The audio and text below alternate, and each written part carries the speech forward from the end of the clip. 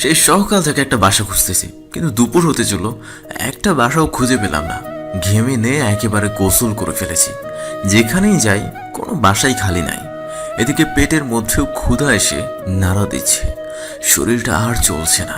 শেষ পর্যন্ত কোনো উপায় না পেয়ে হোস্টেলে চলে আসলাম। হোস্টেলে ঢুকে আমাদের রুমে চলে আসলাম। তারপর ফ্যানের নিচে বসে শরীরটাকে ঠান্ডা করে নিলাম। এখন গোসল করতে যাব। তখনই রুমে হাসান ভাই আসলো। আমার 1 ইয়ার সিনিয়র, তবে আচরণটা বন্ধুর মতো। কি মাহফুজ, বাসা খুঁজে পেলে? না ভাই, এখনো পাই নাই। এই গোসল করে খেয়ে দে, আবার খুঁজতে বের হব। ওকে, ঠিক আছে। আচ্ছা ভাই, আপনার জানা মতো কোনো বাসা থাকলে সেটা খোঁজ আমাকে দিয়েন তো। আর একটা বাসা খুবই প্রয়োজন, কারণ হোস্টেলে থাকার অভ্যাস আমার নাই। ওকে, ঠিক আছে, তুমি বাসা খুঁজতে বের হও, আমিও খোঁজ নিয়ে দেখি তোমার জন্য কোনো ব্যবস্থা করতে পারি কি না। হাসান ভাইয়ের সাথে কথাবার্তা বলে গোসল করতে চলে আসলাম। অনেক সময় ধরে গায়ে পানি ঢাললাম। গোসল সেরে বাইরে চলে আসলাম। পেটের মধ্যে ইতোমধ্যে তোলপাড় শুরু হয়ে গেছে, তাই আর দেরি না করে খাবার রুমের দিকে যেতে লাগলাম। ওহো, আপনাদেরকে তো আমার পরিচয়টাই দেওয়া হয়নি। আমি মাহফুজ, এবার অনার্স সেকেন্ড ইয়ারে পড়ছি। অন্য কলেজ থেকে ট্রান্সমিশন নিয়ে এখানে এসে অ্যাডমিশন নিয়েছি। কালকে প্রথম কলেজ। হোস্টেলে 3 থেকে 4 দিন হলো উঠেছি। বাকিটা গল্পের মধ্যেই হয়তো জানতে পারবেন। আপনাদেরকে পরিচয় দিতে দিতে খাবার রুমে চলে আসছি। নিজের প্লেটে খাবার নিজেই পটাপট খেয়ে নিলাম। পেটটা এতক্ষণে শান্ত হলো। খাওয়ার পর্ব শেষ করে আবার বাসা খুঁজতে নেমে গেলাম। 2-3টা বাসা দেখলাম, কিন্তু আমাকে ভাড়া দিল না। মনটা অনেক খারাপ হয়ে গেল। ঘুরতে ঘুরতে পার্কে এসে একটা বেঞ্চে বসলাম। ঠিক তখনই ফোনটা বেজে উঠল। পকেট থেকে ফোনটা বের করে দেখি হাসান ভাই ফোন দিয়েছে। তাড়াতাড়ি করে ফোনটা রিসিভ করলাম। হ্যাঁ হাসান ভাই, বলেন। মাহফুজ, আমি একটা বাসার খোঁজ পেয়েছি। বাসার মালিক 2 জন, খুবই ভালো মনের মানুষ। আমি তোমার কথা বলেছি, তারা তোমাকে দেখা করতে বলেছে। ধন্যবাদ ভাই, আপনার উপকার আমার সারা জীবন মনে রাখবো। পাগল নাকি? এইটুকু কাজ তো বড় ভাই হিসাবে আমার কর্তব্যের মধ্যে পড়ে। আচ্ছা শুনো, আমি তোমাকে বাড়িটার ঠিকানা মেসেজ করে পাঠিয়ে দিচ্ছি, তুমি গিয়ে তাদের সাথে কথা বলো। ওকে ভাই, ঠিক আছে। ভাইয়ের সাথে কথা বলার পর মনের মধ্যে অনেক ভালো লাগছে। শেষ পর্যন্ত বাসাটা পেয়ে গেলে একটু শান্তিতে থাকতে পারবো। হোস্টেলে থাকতে ভীষণ কষ্ট হয়। এসব ভাবছি, এমন সময় ফোনে মেসেজ আসলো। হাসান ভাই যেই বাসার ঠিকানা দিয়েছে, আমি আর দেরি না করে ঠিকানা অনুযায়ী চলে গেলাম। 10 মিনিটের মতো হাঁটার পর বাড়িটার সামনে চলে আসলাম। বাইরে থেকে বাড়িটা দেখতে অনেক ভালো লাগছে, একদম আমার মনের মতো। বাড়িটার দরজায় গিয়ে কলিং বেল দিলাম। কিছুক্ষণ পর একজন মহিলা এসে দরজা খুলে দিল। কে বাবা তুমি? তোমাকে তো চিনতে পারলাম না। আন্টি আসসালামু আলাইকুম, আমার নাম মাহফুজ। আসলে এক বড় ভাই এই বাড়িটার খোঁজ দিল। আপনারা হয়তো বা ভাড়া দিবেন, তাই দেখতে চলে এসেছি। ও, তুমি তাহলে সেই ছেলে? হাসান নামে একটা ছেলে ফোন করে তোমার কথাই বলছিল। আসো বাবা, ভিতরে আসো। তারপর মহিলাটির সাথে ভিতরে চলে গেলাম। ভেতরের সবকিছু খুব সুন্দর করে সাজানো, খুব সুন্দর লাগছে দেখতে ভেতরটা। মহিলাটি আমাকে ভিতরে নিয়ে সোফায় বসতে বললেন। সোফায় একটা লোক বসে আছে, নিশ্চয়ই মহিলাটির স্বামী। তারপর আমি সোফায় বসলাম। তখন লোকটা বলল, শোনো বাবা, আমাদের উপরতলার 2টা রুম খালি আছে, এমনি ফেলে রাখছিলাম। আজ একটা ছেলে ফোন করে বলল যে কি তুমি নাকি বাসা খুঁজতেছ, তাই আমিও ভাড়া দিতে রাজি হলাম। আসলে আঙ্কেল, আমি হোস্টেলে থাকতে পারি না, তাই ভালো একটা বাসা খুঁজছিলাম। আপনাদেরকে অনেক ধন্যবাদ যে আমাকে বাসাটা ভাড়া দিচ্ছেন। এতে আবার ধন্যবাদের কি হলো? তুমি তো আমার ছেলের মতো। নিজের ছেলেকে কেউ ভাড়া দিবে, এটাতে আবার ধন্যবাদের কিছু আছে নাকি? আর শোনো, তোমাকে দেখে আমার অনেক ভালো লেগেছে। আমার একটা মেয়ে আছে, কিন্তু কোনো ছেলে নেই। তুমি আমার বাসায় থাকলে একদম আমার ছেলের মতো হয়ে থাকতে পারবে। তোমার কাছ থেকে ভাড়ার একটা টাকাও নেব না। আর হ্যাঁ, তুমি কালকে বিকালেই চলে আসো। এবার ওনাদের কথা শুনে আমি কেঁদেই দিলাম। এই বোকা ছেলে, কাঁদছো কেন? চোখের পানিটা মুছে নাও। আর কালকে সমস্ত কিছু নিয়ে বাসায় চলে আসো। আর এখন চলো, তোমাকে রুমটা দেখিয়ে দিয়ে আসি। এই বলে আন্টি আমাকে উপরের রুমে নিয়ে গেলেন। রুম দুটো ভীষণ সুন্দর করে সাজিয়ে রাখা, যেন এখানে কেউ থাকে।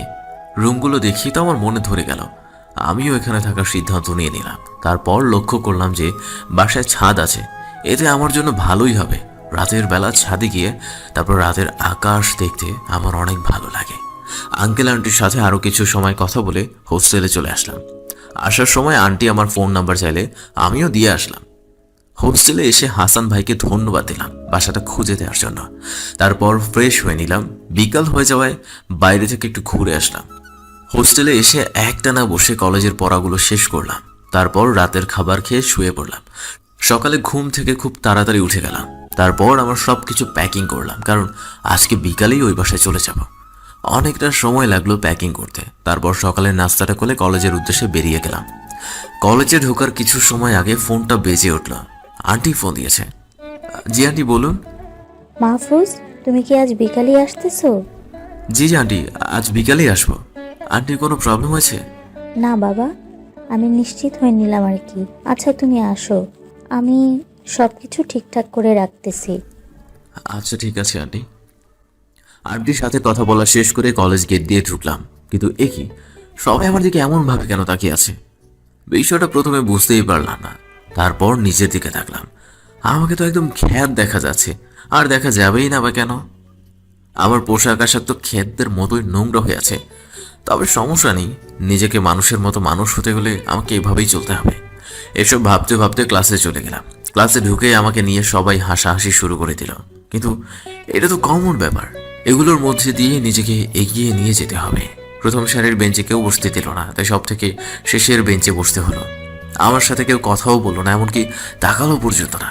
একটু পর স্যার ক্লাসে এসে ক্লাস নিতে থাকলেন। আমি পরিপূর্ণ মনোযোগ দিলাম স্যারের দিকে, কারণ আমার জীবনটাকে বদলাতে হবে। ক্লাস শেষ হয়ে গেলে ক্যাম্পাসে এসে বসলাম। চারদিকে তাকিয়ে দেখলাম সবারই বন্ধু আছে, শুধু আমি একা বসে আছি। কিন্তু কিছুদিন আগে আমার কোনো বন্ধুর অভাব ছিল না। এসব ভাবতে লাগলাম বসে বসে। হঠাৎ করে পেছন থেকে কেউ একজন কাঁধে হাত রাখলো। পেছনে তাকাতে একটা ছেলে আমার কাছে এসে বসলো, তারপর হাত বাড়িয়ে দিল।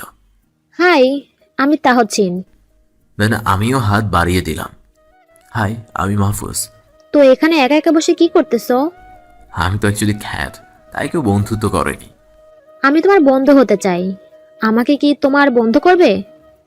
তাহসিনের কথা শুনে অবাক না হয়ে পারলাম না। যেখানে কেউ আমার সাথে কথা বলছে না, সেখানে ও নিজে এসে বন্ধুত্ব করতে আসছে।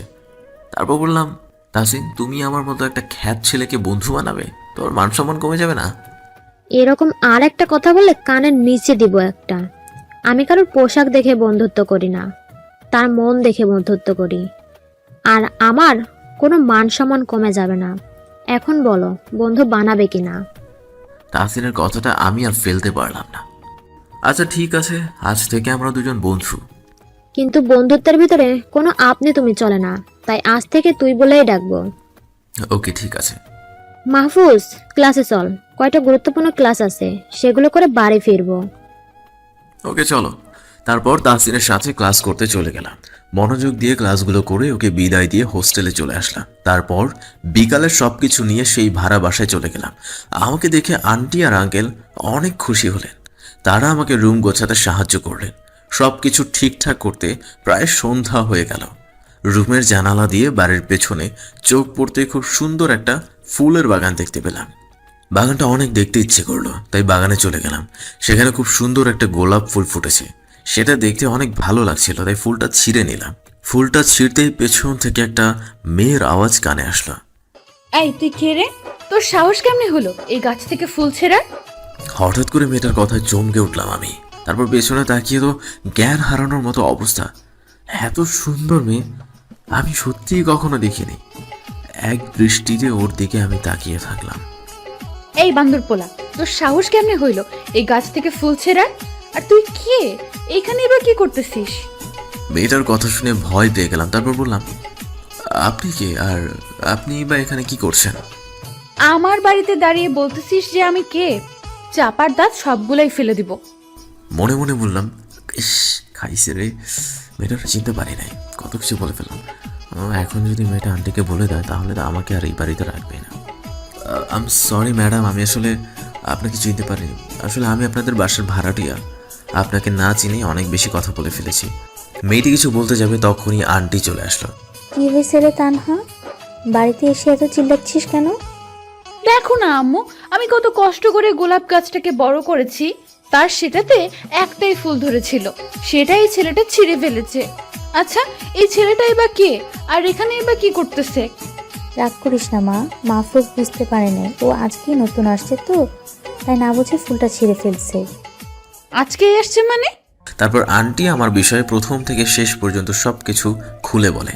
সব শুনে মেয়েটা শান্ত হয়। তবে হ্যাঁ, মেয়েটার নাম জানতে পারলাম।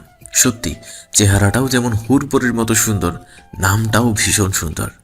মাহফুজ, তুমি রুমে গিয়ে ফ্রেশ হয়ে নাও, নাস্তা তৈরি করে তোমাকে ডেকে দিব। ওকে আন্টি বলে নিজের রুমে চলে আসলাম। তারপর ফ্রেশ হয়ে বিছানায় বসলাম, কিন্তু তানহার কথা মাথা থেকে একদমই যাচ্ছে না। এই কী সব ভাবছি আমি, যার বাসায় এসে আশ্রয় পেয়েছি তাকে নিয়েই এরকম ভাবছি। না, মনকে শক্ত করতে হবে। এখন কোনো মেয়ের মায়া জালে নিজেকে জড়ালে প্রতিষ্ঠিত হতে পারবো না। এসব ভাবতে ভাবতেই আন্টির ডাক কানে আসলো। রাতের খাবারের জন্য ডাকছে। তারপর আমিও নিচ তলায় গেলাম খাবার জন্য। দেখি টেবিলে সবাই খাবার নিয়ে বসে আছে। আমি যেতেই আঙ্কেল বলল, বসো বাবা, তোমাদের জন্যই ওয়েট করতেছিলাম। তারপর আমিও খেতে বসে গেলাম। রান্নাটা দারুণ হয়েছে, তাই মজা করে খেতে লাগলাম। সবাই মিলে খাবার খাচ্ছি, তখনই তানহা বলে উঠল, সরি মাহফুজ, তখন কিছু না জেনেই তোমাকে অনেক কথা বলে ফেলেছি। আসলে গাছটা আমি খুব শখ করে লাগিয়েছিলাম তো, তাই। না না ম্যাম, সরি বলার কি আছে, আসলে আমি না জেনে অনেক কিছু বলে ফেলছি। মাহফুজ, ম্যাম বলছো কাকে? আমাকে ম্যাম ডাকার কোনো প্রয়োজন নাই, ওসব আমার একদম ভালো লাগে না। আর শোনো, যেহেতু আমার সাথেই তুমি একই ক্লাসে পড়ো, সেহেতু আমাকে তুই করেই ডাকবে, আর তোমাকেও তুই করে ডাকতে হবে। ওকে ঠিক আছে, তুই করেই ডাকবো। তারপর আমরা সবাই খাওয়া শেষ করলাম। আমি আমার রুমে গিয়ে একটু বিশ্রাম নিলাম। তারপর কলেজের পড়াটা পড়তে লাগলাম। সম্পূর্ণ মনোযোগ দিয়ে পড়তে থাকলাম, কারণ আমাকে কলেজের টপার হতে হবে। পড়াশোনা প্রায় শেষ। ঠিক সেই সময় দরজায় কে যেন টোকা দিল। দরজা খোলা আছে, আসতে পারেন। তারপর রুমে তানহা আসলো। হঠাৎ তানহাকে দেখে একটু অবাক হলাম। তানহা এসে আমার বিছানায় বসলো। মাহফুজ, কি করিস তুই? দেখতেই তো পাচ্ছ, পড়াশোনা করছি। ওই, তুই কি বললি? আমি কি তোর বউ লাগি যে আমাকে তুমি করে বলতেছিস? আসলে সেটা নয়, একেবারেই আমি কাউকে তুই করে বলতে পারি না, তুমি করেই বলি। কিন্তু আমাকে তুই করে বলতেই হবে, কারণ আমার সাথে একই ক্লাসে পড়িস। আর যদি আবারও তুমি করে বলতে শুনেছি, তাহলে তোর খবর আছে। ওকে ওকে ঠিক আছে, তুই করেই বলবো। তো আমার ঘরে হঠাৎ আসলি, ব্যাপারটা কি? এমনিতেই দেখতে আসলাম যে তুই কি করতেছিস। ও আচ্ছা, বুঝলাম। আচ্ছা, একটা কথা বলতে আসছিলাম, সেটা হলো কালকে তুই আমার সাথে কলেজে যাবি। এতদিন ধরে একা একা কলেজে যাচ্ছি, এখন একটা সাথী তো পাওয়া গেল। ওকে ঠিক আছে, যাব, কিন্তু এখন অনেক রাত হয়ে গেছে। তুই তো রুমে চলে যা, কাল সকালে দেখা হবে। ওকে ঠিক আছে। এই বলে তানহার রুম থেকে চলে যায়। তারপর আমি রুমের দরজা আটকে দিয়ে আরও কিছুক্ষণ পড়াশোনা করে দিন ঘুমিয়ে গেলাম। রাতে খুব ভালো ঘুম হলো। সকাল সকাল ঘুমটা ভেঙে গেল। তারপর উঠে ফ্রেশ হয়ে আবার বই নিয়ে বসলাম। পরে আন্টি খাবার খাওয়ার জন্য ডাক দিল। সবাই মিলে একসাথে খাবার শেষ করলাম। খাবার শেষ করে তানহা বলল, মাহফুজ, তুই রুমে গিয়ে রেডি হয়ে নে, দুইজন একসাথে কলেজে যাব। ওকে যাচ্ছি বলে রুমে চলে আসলাম। কিন্তু আমার মাথায় অন্য একটা চিন্তা কাজ করতে লাগলো। আমি যদি এইরকম খ্যাত হয়ে তানহার সাথে কলেজে যাই, তাহলে তো সবাই তানহাকে নিয়ে হাসাহাসি করবে। তাছাড়া আমার জন্য তানহার অপমান হবে, সেটা আমি একদমই চাই না। তাই তাড়াতাড়ি রেডি হয়ে বাসা থেকে বের হয়ে গেলাম, কারণ আমি তানহার চেহারা আর পোশাকের সাথে আমার কোনোটাই মিলে না। কিন্তু আমি যে ওকে না নিয়ে চলে আসছি, এটার জন্য তো তানহা আমাকে শাস্তি দিবেই। এইসব ভাবতে ভাবতে কলেজে চলে আসলাম। তারপর গেট দিয়ে ঢুকতেই সবার আমার দিকে তাকিয়ে হাসতে লাগলো। কিন্তু এটা তো নিত্যদিনের ব্যাপার, তাই কিছু মনে করি না। আবার আমার ক্লাসের দিকে হাঁটা শুরু করলাম। ঠিক সেই সময় কে যেন খ্যাত বলে পেছন থেকে ডাক দিল। তারপর আমিও পেছনে ঘুরে তাকালাম। দেখি কয়টা ছেলে বসে আছে, আর সেখান থেকে একটা ছেলে আমাকে ডাকছে। তারপর আমি তাদের কাছে গেলাম। যে ছেলেটা আমাকে খ্যাত বলে ডাকছিল সেই বলতে লাগলো, ওই খ্যাত গায়া, এই চিঠিটা নিয়ে গিয়ে ওই বাইকে গিয়ে দিয়ে আয়। ছেলেটা অন্য একটা ছেলেকে দেখিয়ে দিয়ে বলল, ডানে বামে না তাকিয়ে সোজা গিয়ে চিঠিটা দিয়ে আসবি, নয়তো তোর খবর আছে। আচ্ছা ঠিক আছে বলে চিঠিটা হাতে নিয়ে সেই ছেলেটার কাছে গেলাম। তারপর সামনে গিয়ে চিঠিটা দিলাম। ছেলেটা চিঠিটা হাতে নিয়ে কিছুক্ষণ পড়লো। তারপর চিঠিটা ভাঁজ করে ঠাস করে একটা চর মেরে দিল।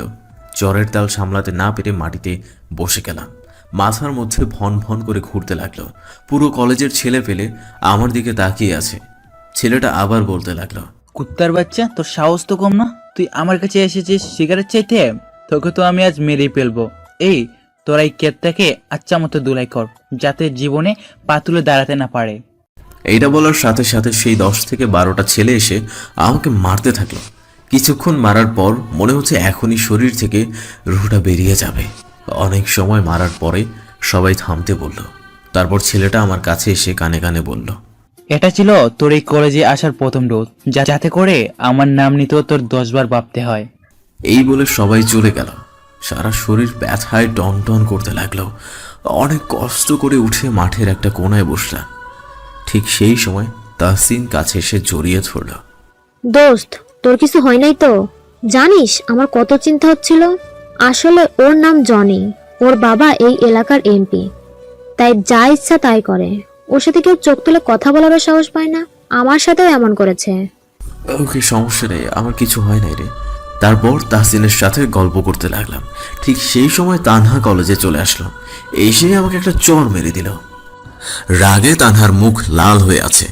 আমি ভয়ে চুপ করে বসে থাকলাম। ওই কুত্তা, তুই আমাকে রেখে চলে আসলি কেন? জানিস তোকে হঠাৎ করে না দেখতে পেয়ে কত চিন্তায় ছিলাম। আমি কথা বলার আগেই তাহসিন বলে উঠল, ওই তানহা, তুই একে মারলি কেন? বেচারা এমনিতেই একটু আগে মার খেয়েছে, তারপর তুই আবার মারলি? একটু আগে মার খেয়েছে মানে? তখনই আমি হাত দিয়ে তাহসিনের মুখ চেপে ধর। তাহসিন ওকে ছাড়িয়ে নিয়ে সবটা বলে দিল। সবকিছু শুনে তো তানহার চোখ উপরে উঠে গেছে। তানহা হঠাৎ করে দেখে যে মাহফুজের ঠোঁট দিয়ে রক্ত পড়ছে। তখনই তানহা ব্যাগ থেকে পানির বোতলটা বের করে মাহফুজের ঠোঁট ধুয়ে দেয়। তারপর তানহা আবার বলতে শুরু করে, মাহফুজ, কাল থেকে তুই আমার সাথেই কলেজে আসবি। তানহার কথা শুনে মাথা নিচু করে থাকলাম। তারপর বললাম, তানহা দেখো, আমি একজন খ্যাত ছেলে, আমার পোশাকগুলো ভালো না। অপরদিকে তুই কত স্মার্ট একটা মেয়ে, আর তোর পোশাকগুলো দামি দামি। তোর সাথে আমি চললে লোকজন তোকে অনেক কথা শোনাবে। এই কথা বলার সাথে সাথে তানহা ঠাস করে আরেকটা চড় বসিয়ে দিল। ওই কুত্তা, আমি তোর পোশাক দেখে কি করব? আর লোকজনকে কি বলবো সেটা দেখে আমি কি করব? আর লোকজন কি বললো সেটা দেখে আমি কি করব? তুই জাস্ট আমার সাথে থাকবি। এই তাসিন, চল ক্লাসে যাই। ওকে চল। তারপর মাহফুজ, তাহসিন আর তানহা ক্লাসে চলে যায়। ভাগ্যক্রমে ওরা সবাই একই ডিপার্টমেন্টে পড়ে। ওরা কয়েকটা ক্লাস করে বাইরে চলে আসে। তারপর তিনজনে ক্যান্টিন থেকে কিছু খেয়ে কলেজ কেটে এসে দাঁড়ায়। তারপর তানহা বলে, এই তাসিন, তুই বাসায় চলে যা, আমার মাহফুজের সাথে একটু কাজ আছে, আবার কলেজে দেখা হবে। ওকে ঠিক আছে বলে চলে যাই। তানহা একটা রিক্সা ডাক দেয়। তারপর ডেটাতে উঠে বসে। মাহফুজকে উঠতে বলে। মাহফুজও কোনো কথা না বলে ভালো ছেলের মতো রিক্সায় উঠে বসে। রিক্সা তার আপন মনে চলতে শুরু করে, কিন্তু মাহফুজ বুঝছে না যে সে কোথায় যাচ্ছে। তাই তানহাকে জিজ্ঞেস করে, আচ্ছা, আমরা কোথায় যাচ্ছি? সেটা তোর না জানলেও চলবে, চুপচাপ করে বসে থাক, আর একটা কথাও বলবি না। ওকে ঠিক আছে। মনে মনে বলি, কি গুন্ডি মেরে বাবা, এত রেগে যাওয়ার কি আছে? শুধু জানতেই চাইলাম যে কোথায় যাচ্ছি। মাহফুজ আর তানহা রিক্সায় বসে আছে। কিছুক্ষণ পর রিক্সা একটা শপিং মলের সামনে গিয়ে দাঁড়ায়। তারপর দুজনেই রিক্সা থেকে নেমে যায়। তানহা মাহফুজের হাত ধরে নিয়ে শপিং মলের ভিতরে চলে যায়। তারপর একটা কাপড়ের দোকানে যায়। তারপর মাহফুজকে দেখিয়ে বলে, মামা, এই ছেলেটার জন্য প্যান্ট আর শার্ট দেখান তো। মাহফুজ তো অবাক হয়ে তানহার দিকে তাকিয়ে থাকে। এই তানহা, আমার এসব কিচ্ছু লাগবে না, আমার তো শার্ট প্যান্ট আছে। আমি তোকে বলছি না যে চুপ করে থাকবি, আর একটা কথা বললে মুখ কেটে ফেলবো। মাহফুজ ভয়তে চুপ করে থাকে, একটা কথাও আর বলে না। তানহা 2টা প্যান্ট আর 2টা শার্ট কিনে নেয়। তারপর একটা রিক্সা নিয়ে দুজনে বাসায় চলে আসে। বাসায় এসে মাহফুজ নিজের রুমে চলে যায়। গোসলটা সেরে নিয়ে ওয়াশরুম থেকে বের হয়। তারপর রুমে এসে দেখে তানহা বিছানায় বসে আছে। মাহফুজ খালি গায়ে লজ্জা পেয়ে যায়, হাত দিয়ে বুক ঢেকে ফেলে। মাহফুজের লজ্জা দেখে তানহাও হেসে দেয়। ওরে আমার লজ্জাবতী রে। আচ্ছা, এই শার্ট আর প্যান্ট পরে নিচে চলে আয়, আম্মু খাওয়ার জন্য ডাকতেছে। এই বলে তানহা নিচে চলে যায়। তারপর মাহফুজ ড্রেস চেঞ্জ করে নিচে চলে যায়। মাহফুজকে দেখে তো সবাই হা করে তাকিয়ে আছে। মাহফুজ মনে মনে ভাবে, কি ব্যাপার, হঠাৎ করে সবার কি হয়ে গেল? ওই তোমরা এভাবে কি তাকিয়ে দেখো? হ্যাঁ, সরি, তুমি করে বলে ফেললাম। মাহফুজের কথাতে সবার ঘোর কাটে। তারপর তানহার আম্মু বলে ওঠে, বাহ মাহফুজ, তোমাকে তো একদম রাজপুত্রের মতো লাগছে। আর তুমি তো আমার ছেলের মতো, তুমি করে বললে সমস্যা নেই। তারপর মাহফুজ তানহার দিকে তাকায়। তানহাও এক দৃষ্টিতে তাকিয়ে আছে। আই তানহা, তোর আবার কি হলো? তুই এভাবে তাকিয়ে কি দেখিস? তোকে তো একবারে রাজপুত্র লাগছে রে। আমি তো একেবারেই ক্রাশ খেয়ে গেলাম রে। তানহার কথা শুনে সবাই হেসে দেয়। তারপর মাহফুজ খেতে বসে, সবাই একসাথে খেয়ে নেয়। খাওয়া শেষ করে সবাই নিজের রুমে চলে যায়। বিকালে মাহফুজ বাইরে থেকে একটু ঘোরাঘুরি করে আসে। সন্ধ্যায় হালকা নাস্তা করে তানহার সাথে পড়তে বসে। তারপর রাতের খাবার খেয়ে মাহফুজ রুমে এসে দরজা বন্ধ করে দিয়ে বিছানায় হেলান দিয়ে বসে। তখনই ফোনটা বেজে ওঠে। মাহফুজ পকেট থেকে ফোনটা বের করে ফোনটা রিসিভ করে। আসসালামু আলাইকুম, কে বলছেন? তারপর ফোনের অপাশ থেকে একটা মেইলি কণ্ঠ ভেসে আছে। কণ্ঠটা শুনেই মাহফুজের চোখ ভিজে যায়, কারণ ফোনের ওপাশে মাহফুজের আম্মু কথা বলছে। আজ প্রায় 1 বছর পর মাহফুজ এই কণ্ঠটা শুনতে পেয়েছে। মাহফুজের চোখ দিয়ে অঝরে পানি পড়ছে। মাহফুজের আম্মু সমানে কেঁদে চলেছে। কেউ কথা বলতে পারছে না। তারপর মাহফুজের আম্মুই কথা বলে। বাবা, তুই কোথায় আছিস? আজ 1 বছর তোর চাঁদ মুখখানা দেখতে পারি না। তোর কি আমার কথা একটুও মনে পড়ে না? মাহফুজ নিজেকে শান্ত করে বলে, আম্মু, তোমার কথা আমার সব সময় মনে পড়ে, কিন্তু কি করব বলো? নিজেকে মানুষের মতো মানুষ করতে হলে আমাকে এভাবেই থাকতে হবে। আর তাছাড়া বাবা তো আমাকে ঘর থেকে বের করে দিয়েছে। যতদিন পর্যন্ত নিজেকে প্রতিষ্ঠিত করতে পারবো না, ততদিন পর্যন্ত ওই ঘরে আর আমি ফিরে যাব না। বাবা, এভাবে বলিস না। তোর আব্বু সেদিন রাগের মাথায় কি না কি বলে ফেলেছিল, তাই বলে তুই রাগ করে বাড়ি ছেড়ে চলে গেলি। এখন তোর বাবা সব সময় তোর জন্য কাঁদে। আমিও তো চোখের পানি কম ফেলি না। তুই চলে আয় বাবা। না আম্মু, তুমি এভাবে বলো। আমি এখন বাইরের পরিবেশে মানিয়ে নিয়েছি। মানুষ তার নিজের পায়ে না দাঁড়ালে কেউ তাকে মূল্য দেয় না। আর এখন আমি নিজের জীবন প্রতিষ্ঠা করব, তারপর ঘরে ফিরব। এই বলেই ফোনটা কেটে দিলাম, কারণ বেশি কথা বললে নিজেকে সামলে রাখতে পারবো না। ফোনটা কেটে নিয়ে বালিশে মুখ গুজে অনেক সময় কাঁদলাম। কাঁদতে কাঁদতে কখন যে ঘুমিয়ে গিয়েছি আমি জানি না। সকালবেলায় কোনো কিছুর আওয়াজে ঘুমটা ভেঙে গেল। তানহা দরজায় দাঁড়িয়ে ডাকছে। তারপর দরজা খুলে দিলাম। তানহা ভেতরে এসেই, কিরে, তোর দরজা খুলতে এত সময় লাগে? কতবার করে ডাকতেছি। সরি রে, ঘুমিয়েছিলাম, একদম টের পাইনি। ওকে, সমস্যা নাই। ফ্রেশ হয়ে তৈরি হয়ে নিচে আয়, খেয়ে কলেজে যাব। ওকে, তুই নিচে যা, আমি ফ্রেশ হয়ে আসছি। তারপর তানহা নিচে চলে যায়। আমি ওয়াশরুম থেকে ফ্রেশ হয়ে নিলাম। তারপর তানহার দেওয়া শার্ট আর প্যান্ট পরে নিচে চলে গেলাম। সবাই মিলে খাওয়া শেষ করে কলেজের দিকে পা বাড়ালাম। কিছুক্ষণ পর কলেজে চলে গেলাম। গেট দিয়ে ঢুকতে সবাই আমার দিকে অবাক হয়ে তাকিয়ে রইল, কারণ আজকে আর ময়লা কাপড় পরে আসিনি। তানহার কথা মতে আমাকে নাকি রাজপুত্রের মতো লাগে। যাই হোক, তারপর দুজনে মিলে মাঠের একটা কোনায় বসে গল্প করতে থাকলাম। একটু পরেই তাহসিন চলে আসলো। ক্লাসের আর মাত্র আধা ঘন্টা বাকি আছে, তাই 3 জন মিলে ক্লাসে চলে গেলাম। ক্লাসের বাকি সবাইও আমার দিকে তাকিয়ে আছে, কারণ আমার মতো খ্যাত আজকে এত ভালো পোশাক পরে কলেজে এসেছে, সেটা কেউ বিশ্বাস করতে পারছে না। তারপর 3 জন মিলে সামনের বেঞ্চে বসলাম। একটু পর ক্লাসের স্যার আসলো। পড়ানো শুরু করার আগে আমাদের পরীক্ষার ডেট দিয়ে দিল, যার জন্য অপেক্ষা করছিলাম এতদিন ধরে। ক্লাস শেষ করে 3 জন মিলে বাইরে চলে আসলাম। তারপর তানহাকে বললাম, আচ্ছা তানহা, তাহসিন আর তোর বন্ধুত্ব ঠিক কতদিনের? এই তো অনার্স ফার্স্ট ইয়ার থেকে। তো আমি আসার পর তো তোদেরকে একসাথে দেখলাম না। আই পাগলা ছেলে, কয়দিন হলো আমি মামার বাসায় গিয়েছিলাম, তাই দেখতে পাসনি। হ্যাঁ সেটাই তো। আচ্ছা চল ক্যান্টিনে গিয়ে কিছু খেয়ে নি, অনেক খিদা লেগেছে। তারপর মাহফুজ, তাহসিন আর তানহা 3 জনে ক্যান্টিনে খেতে চলে গেল। খাওয়া দাওয়ার পর সবাই মাঠ পর এক কোণে বসে আড্ডা দিল কিছুক্ষণ। তারপর তাহসিনকে বিদায় দিয়ে মাহফুজ ও তানহা বাসার উদ্দেশ্যে রওনা দিল। বাসায় পৌঁছে মাহফুজ নিজের রুমে চলে গেল। তারপর ফ্রেশ হয়ে পড়তে বসলো। মাহফুজের মনে এখন একটাই চিন্তা, যেভাবেই হোক তাকে কলেজে টপার হতে হবে। সে আর বাবার নাম দিয়ে নয়, নিজের নাম দিয়েই সমাজে পরিচিত হবে। কিছুক্ষণ পড়ার পর তানহা মাহফুজের রুমে আসলো। আয় মাহফুজ, খেতে আয়, আম্মু টেবিলে খাবার দিয়েছে। ওকে তুই যা, আমি একটু পর আসছি। একটু পরে মানে? আম্মু তোকে নিয়ে যেতে বলেছে, আর যদি না যাস তাহলে কান ধরে নিয়ে যাব। উফ, এত জ্বালাতন করিস কেন বলতো? তুই কি আমার বউ নাকি? আচ্ছা চল, যাচ্ছি। মনে মনে তোর বউ হইলেও নিজেকে ধন্য মনে করতাম। তারপর দুজনেই নিচে খেতে চলে যায়। খেয়ে এসে মাহফুজ আবারও পড়তে বসে। পড়তে পড়তেই ঘুমিয়ে পড়ে। বিকালবেলা ঘুম ভাঙে ফোনের আওয়াজে। মাহফুজ ঘুম ঘুম চোখে ফোনটা রিসিভ করে। হ্যালো, কে বলছেন? আমি কে বলছি তুই চিনতে পারতেছিস না? কণ্ঠটা শুনে মাহফুজের ঘুম উধাও হয়ে যায়। তাহসিন ফোন করেছে। হ্যাঁ বল, কি অবস্থা? কি আর অবস্থা হবে, তুই কই আছিস এখন? এই বাসাতেই আছি, একটু চোখটা লেগে গিয়েছিল আর কি। ওকে, সমস্যা নাই। কলেজ মাঠে আসতে পারবি? একটু ঘোরাঘুরি করতাম তাহলে। ওকে, তুই থাক, আমি চলে আসছি। বলে ফোনটা কেটে দেয়। তারপর ওয়াশরুম থেকে ফ্রেশ হয়ে কলেজের উদ্দেশ্যে বেরিয়ে পড়ে। একটা রিক্সা নিয়ে নেয়, কারণ কলেজ বেশ খানিকটা দূরে। কিছুক্ষণ পর কলেজ গেটের সামনে এসে রিক্সা ভাড়ায়। মাহফুজ রিক্সা থেকে নেমে ভাড়া মিটিয়ে কলেজের ভিতরে চলেছে। গিয়ে দেখে তাহসিন শহীদ মিনারের উপর বসে আছে। আয় তাহসিন, এদিকে আয়। তাহসিন মাহফুজের ডাক শুনতে পেয়ে তাড়াতাড়ি চলে আসে। দোস্ত, চলে আসছিস? আজকে অনেক সময় ধরে ঘোরাঘুরি করব। ওকে চল, শিশু পার্ক থেকে ঘুরে আসি। ওকে চল।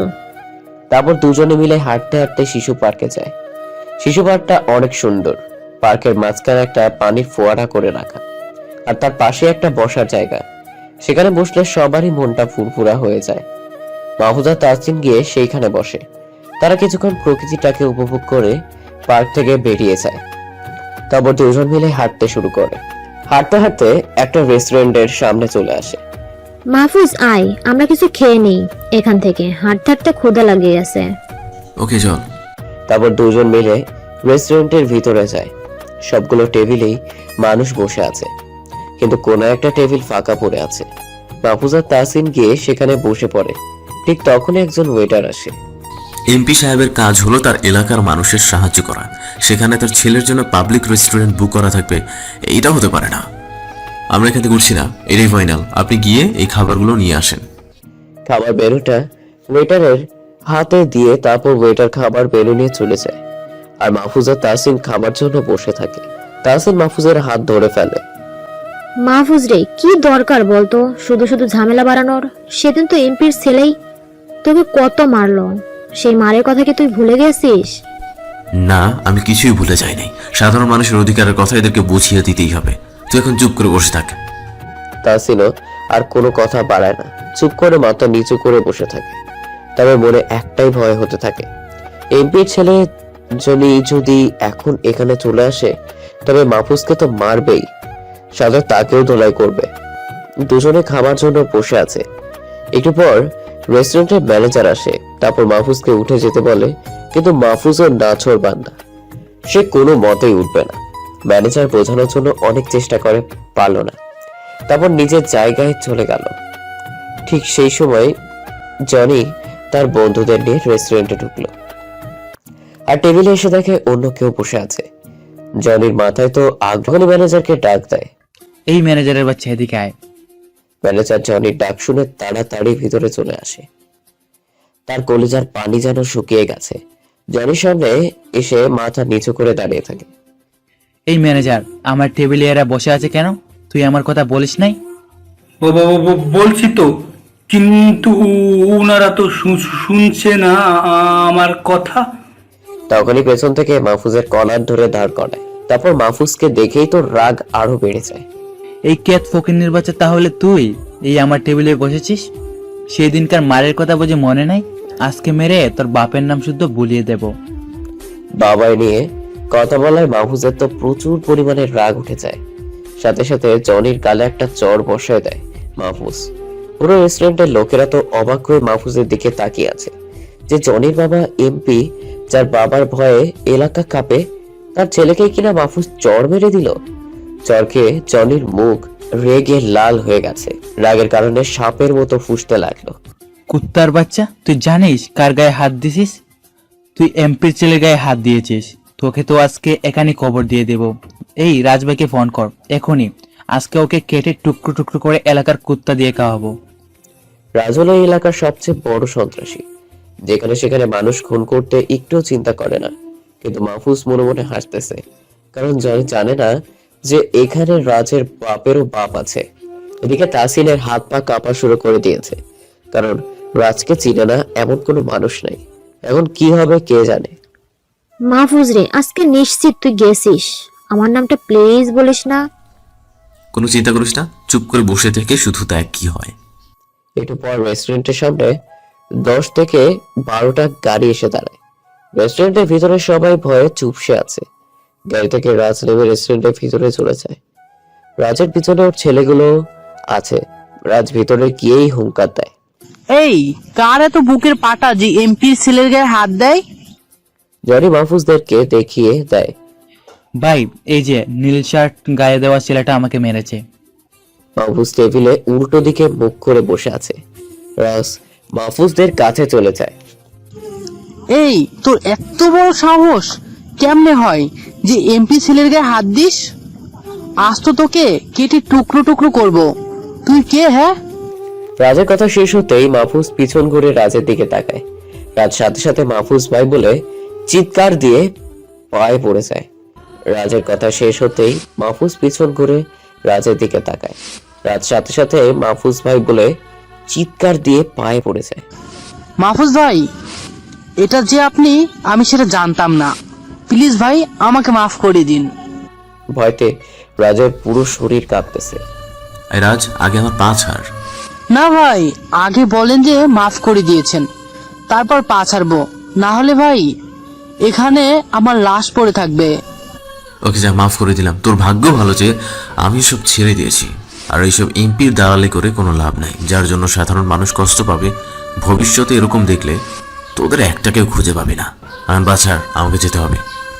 তারপর মাহফুজের পা ছেড়ে দেই। আর তাহসিন চল, আমরা যাই এখন।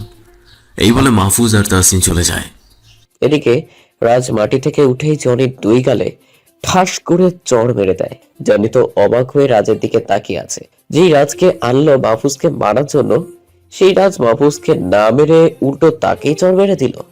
এই জনি, কাকে মারার জন্য আমাকে আনছিস জানিস তুই? আর একটুর জন্য আমার প্রাণটা চলে যায়নি।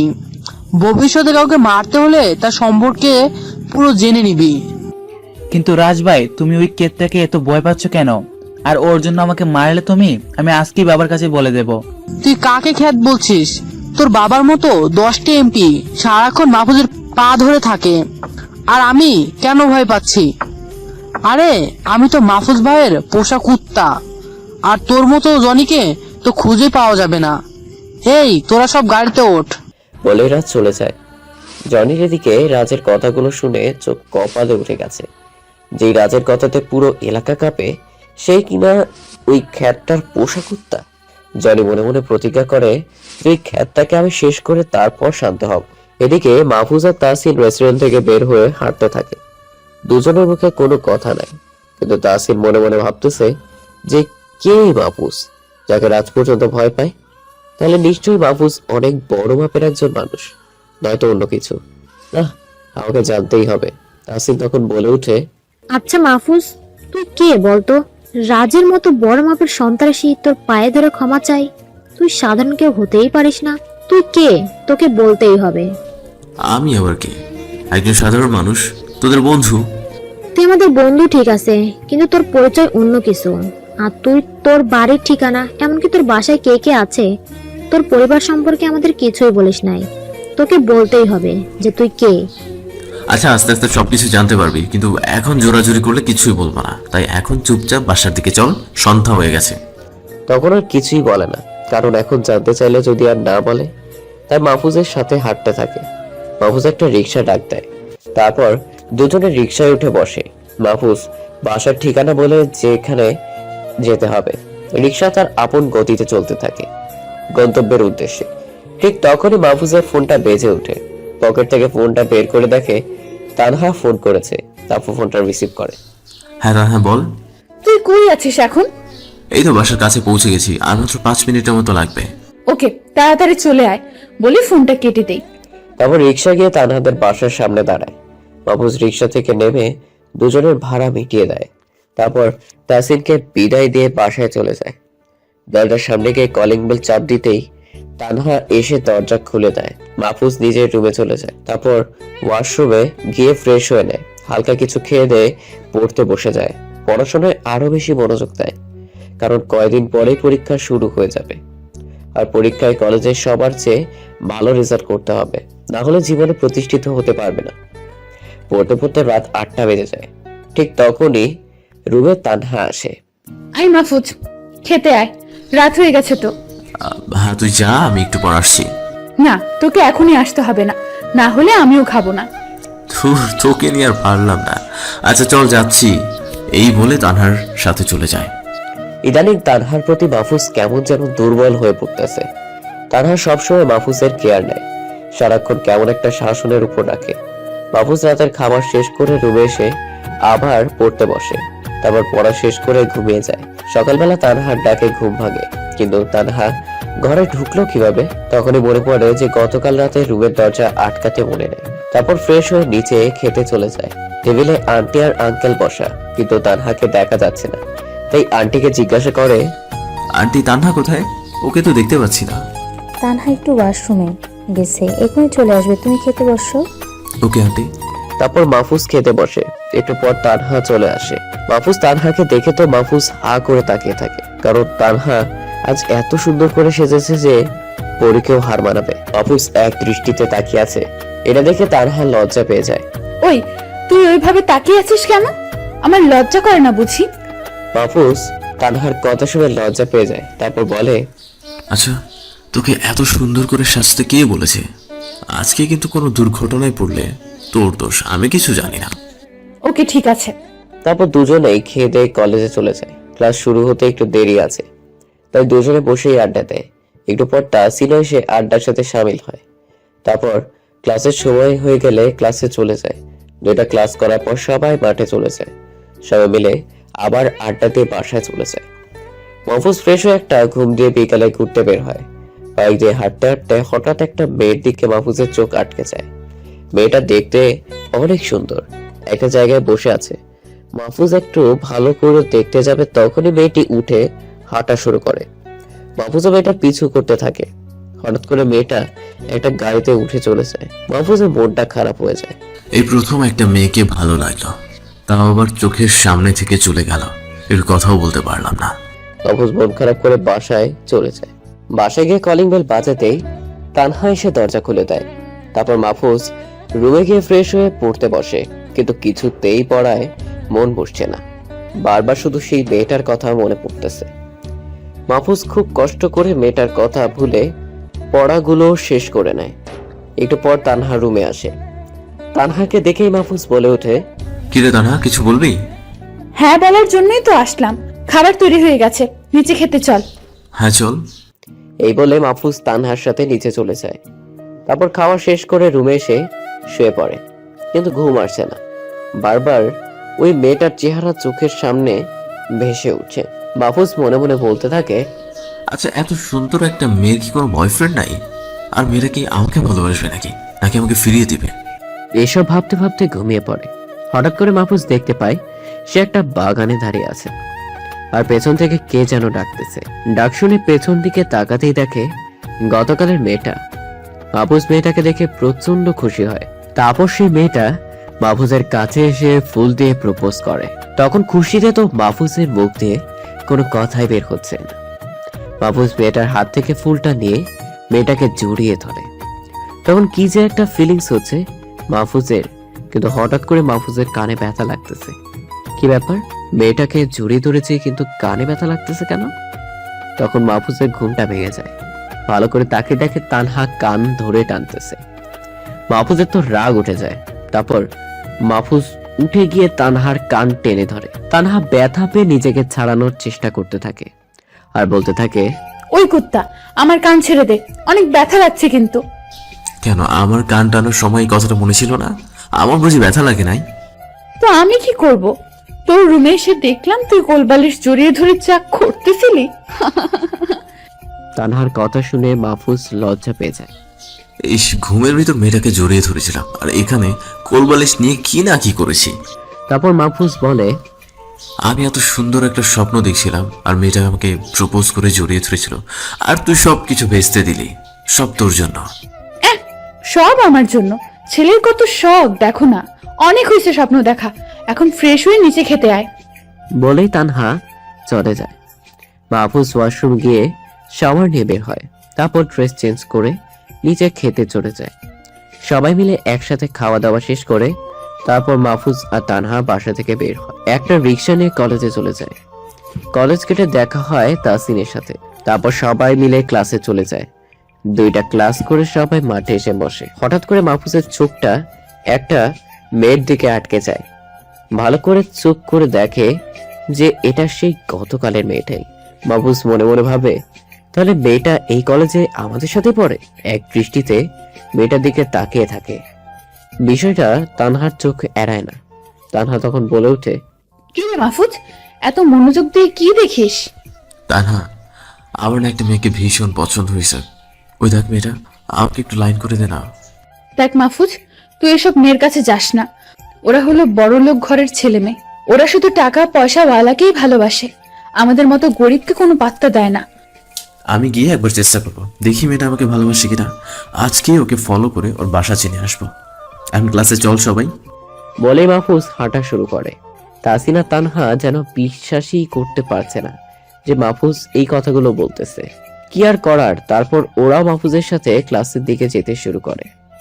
মাহফুজ ক্লাস শেষ করে দ্রুত বাইরে চলে আসে আর মেয়েটাকে দেখার জন্য ওয়েট করতে থাকে। হঠাৎ চোখে পড়ে যে মেয়েটা কলেজ গেট দিয়ে বের হচ্ছে। তখন মাহফুজও মেয়েটির পিছু নেয়। অনেক সময় হাঁটার পর মেয়েটা একটা নির্জন রাস্তায় চলে যায়। মাহফুজ তখনও মেয়েটার পিছু করতে থাকে, কিন্তু হঠাৎ করে মাহফুজের পকেটে ফোন বাজতে শুরু করে। তারপর পকেট থেকে ফোন বের করে দেখে তানহা ফোন করেছে। ফোনটা রিসিভ করে মাহফুজ কানে নেয়। হ্যাঁ তানহা, বল কি হয়েছে? ওই হারামি, কই তুই? সে কখন কলেজ থেকে বের হয়েছিস, এখনো আসার কোনো নাম নেই। আরে তুই ফোন রাখ, আমি একটা কাজে ব্যস্ত আছি। বলে ফোনটা কেটে দেয়, কিন্তু সামনে তাকিয়ে দেখে সেই মেয়েটা নাই। মাহফুজ রাগে তানহাকে গালি দিতে লাগলো যে তানহা ফোন না করলে ঠিকই মেয়েটার বাসা থেকে ছিঁড়ে ফেলতাম, কিন্তু কি আর করার, সেটা হলো না। তাই মাহফুজ বাসায় চলে গেল। দরজার কলিং বেল দিতেই তানহা এসে দরজা খুলল। মাহফুজ ভিতরে ঢুকতেই তানহা বলল, এই যে নবাব সাহেব, খাবার রেডি করা আছে, ফ্রেশ হয়ে খেতে আসেন। যথা আজ্ঞা ম্যাডাম, এক্ষুনি আসছি। তারপর মাহফুজ রুমে গিয়ে ফ্রেশ হয়ে নিল। ক্ষুধাটাও বেশ ভালো মতো লেগেছে, তাই তাড়াতাড়ি নিচে খেতে চলে গেল। নিচে গিয়ে দেখে টেবিলে তানহা একাই বসে আছে। কি রে তানহা, আন্টি আর আঙ্কেল কই? সবার খাওয়া হয়ে গেছে, এখন শুধু তুই আর আমি বাকি আছি। তোর জন্যই এতক্ষণ না খেয়ে বসেছিলাম, এবার খেয়ে আমাকে উদ্ধার করেন। মাহফুজ আর দেরি করলো না, কারণ তানহাও তার জন্য না খেয়ে বসে আছে। ক্ষুধা কারোরই কম লাগে নাই। তারপর দুজন মিলে খাওয়া দাওয়া শেষ করে নিল। মাহফুজ রুমে গিয়ে বিছানায় শরীরটাকে এলিয়ে দিল, আর সাথে সাথেই রাজ্যের ঘুম চোখের উপর এসে হানা দিল। সকাল থেকে বেশ ধকল গেছে শরীরের উপর। এক ঘুম দিয়ে বিকালবেলা উঠলাম, শরীরটা এখন অনেক ভালো লাগছে। তারপর ফ্রেশ হয়ে নিচে চলে গেলাম, দেখি সবাই মিলে গল্প করছে। আমাকে দেখে আন্টি বসতে বলল, তখন আমি বললাম, না আন্টি এখন বসবো না, তোমরা গল্প করো, আমি একটু বাইরে ঘুরতে যাব। তাই তানহাকে ডাকতে আসলাম। আই তানহা চল, জাস্ট একটু ঘুরে আসি। আসছে এখন আমাকে ডাকতে, এমনিতে তো আমার পাত্তা নাই, এখন নিজের প্রয়োজন হয়েছে আর আমাকে ডাকতে চলে আসছে। সরি, ভুল হয়েছে, আর এমন হবে না, এবার তো যাওয়া যায়। তানহা এবার মুচকে হাসি দিয়ে বলল, আচ্ছা ঠিক আছে, চল এবার। তারপর দুজন মিলে ঘুরতে বের হলো। দুজন পাশাপাশি হাঁটছে আর তানহা বকবক করেই যাচ্ছে, আর মাহফুজ সেগুলো শুনেই যাচ্ছে। কিছুক্ষণ পর তানহা বলে উঠে, মাহফুজ জানিস, এখানে খুব সুন্দর একটা শাপলা লেক আছে, চল আমরা সেখানে যাই। শাপলা লেক মানে? আরে ওই লেকে অনেক সুন্দর সুন্দর শাপলা ফুল ফোটে, তাই ওটাকে শাপলা লেক বলে। ও আচ্ছা, তাই বল। আচ্ছা চল গিয়ে ঘুরে আসি। তারপর তানহা একটা রিক্সা ডাক দেয়। ওই মামা, শাপলা লেকে যাব। হ্যাঁ যাবো আপা, উঠে বসুন, নিয়ে যাচ্ছি। তারপর মাহফুজ আর তানহা রিক্সায় উঠে বসে। রিক্সা চলতে থাকে শাপলা লেকের উদ্দেশ্যে। কিছুক্ষণ পর রিক্সা শাপলা লেকের সামনে গিয়ে থামে। দুজন রিক্সা থেকে নেমে ভাড়া মিটিয়ে দেয়। তারপর লেকের সামনে গিয়ে বসে। সেখানে অনেক সুন্দর সুন্দর শাপলা ফুল ফুটে আছে। দুজনে মিলে সেগুলো সৌন্দর্য দেখতে থাকে। এভাবে সন্ধ্যা হয়ে আসে। তখন তানহা বলে ওঠে, আই মাহফুজ, এবার চল বাসায় যাই। ও হ্যাঁ চল, সন্ধ্যা লেগে যাচ্ছে। এই বলে দুজনে লেকের পাড় থেকে উঠে যায়। তারপর দুজন মিলে হাঁটা শুরু করে। ঠিক তখনই একটা ছেলে এসে মাহফুজের দুইটা পা জড়িয়ে ধরে। ভাই আপনি আমাদেরকে বাঁচান, আপনি ছাড়া আমাদের কোনো অস্তিত্ব নাই। আপনি আবার আগের রূপে ফিরে আসেন ভাই, না হলে আমরা কেউ টিকতে পারবো না। আমি আর আগের রূপে ফিরে আসতে পারবো না রে, তোদের সে আগের ভাই মারা গেছে। এই তানহা চল বাসায় যাই। বলে আবার হাঁটতে শুরু করে, কিন্তু তানহা অবাক হয়ে মাহফুজের দিকে তাকিয়ে আছে। ছেলেটার কথাগুলো সব তানহার মাথার উপর দিয়ে গেল। মাহফুজের আগের রূপ মানে কি বলো ছেলেটা? তানহা মাহফুজের সামনে গিয়ে পথ আগলে দাঁড়ায়। এই মাহফুজ, ওই ছেলেটা কি বলে গেল? তোর আগের রূপ মানে? তুই আসলে কে, আর তোর পরিচয় কি? তানহা, ওর মতো কি তোর মাথাটাও খারাপ হয়ে গেল নাকি? আমি আবার কে হব? আমি সাধারণ একটা মানুষ আর তোদের ফ্রেন্ড। না, এটা কখনোই আমি বিশ্বাস করি না, কারণ ওই ছেলেটার কথা মতো তুই নিশ্চয়ই অনেক বড় কেউ। তোকে বলতেই হবে তুই কে। মাহফুজ কিছু বলতে যাবে ঠিক তখনই বিশেষ সব থেকে দামি দামি ব্র্যান্ডের 10টা গাড়ি এসে তাদের সামনে এসে দাঁড়ায়। এই যেমন ল্যাম্বরগিনি, ভ্যানেনো, মার্সিডিজ বেঞ্জ, মেবাক, ফেরারি, পনিনফেরিনা, সেচিও, মেবাক, এক্সেলেরো ইত্যাদি। এই টাইপের গাড়ি সবকটা দরজা অটোমেটিক খুলে যায়। তারপর গাড়ি থেকে সেই ছেলেটা নেমে আসে, মাহফুজের 2 হাত ধরে ফেলে, তারপর বলে, ভাই আপনি না ফিরে গেলেন, কিন্তু এখন এই গাড়িতে উঠে বসেন, আপনাকে বাসায় পৌঁছে দেই। প্লিজ ভাই, এতটুকুতে আর না করেন না। আচ্ছা ঠিক আছে, যাচ্ছি, চল। বলে তানহার হাত ধরে গাড়িতে উঠে বসে। এদিকে তানহার চোখ দুটো যেন ছানা বড়া হয়ে যাচ্ছে এসব কাণ্ড দেখে। তানহার যেন বিশ্বাসই হচ্ছে না যে সে এই দামি গাড়িতে বসে আছে। ছোটবেলা থেকে শুধু নামই শুনেছে এগুলোর। গাড়িতে চড়ে বসা তো দূরের কথা, চোখের সামনেও দেখেনি কোনোদিন। তবে তানহার খুব ভালো লাগছে। কিছুক্ষণ পর তার বাসায় পৌঁছে যায়।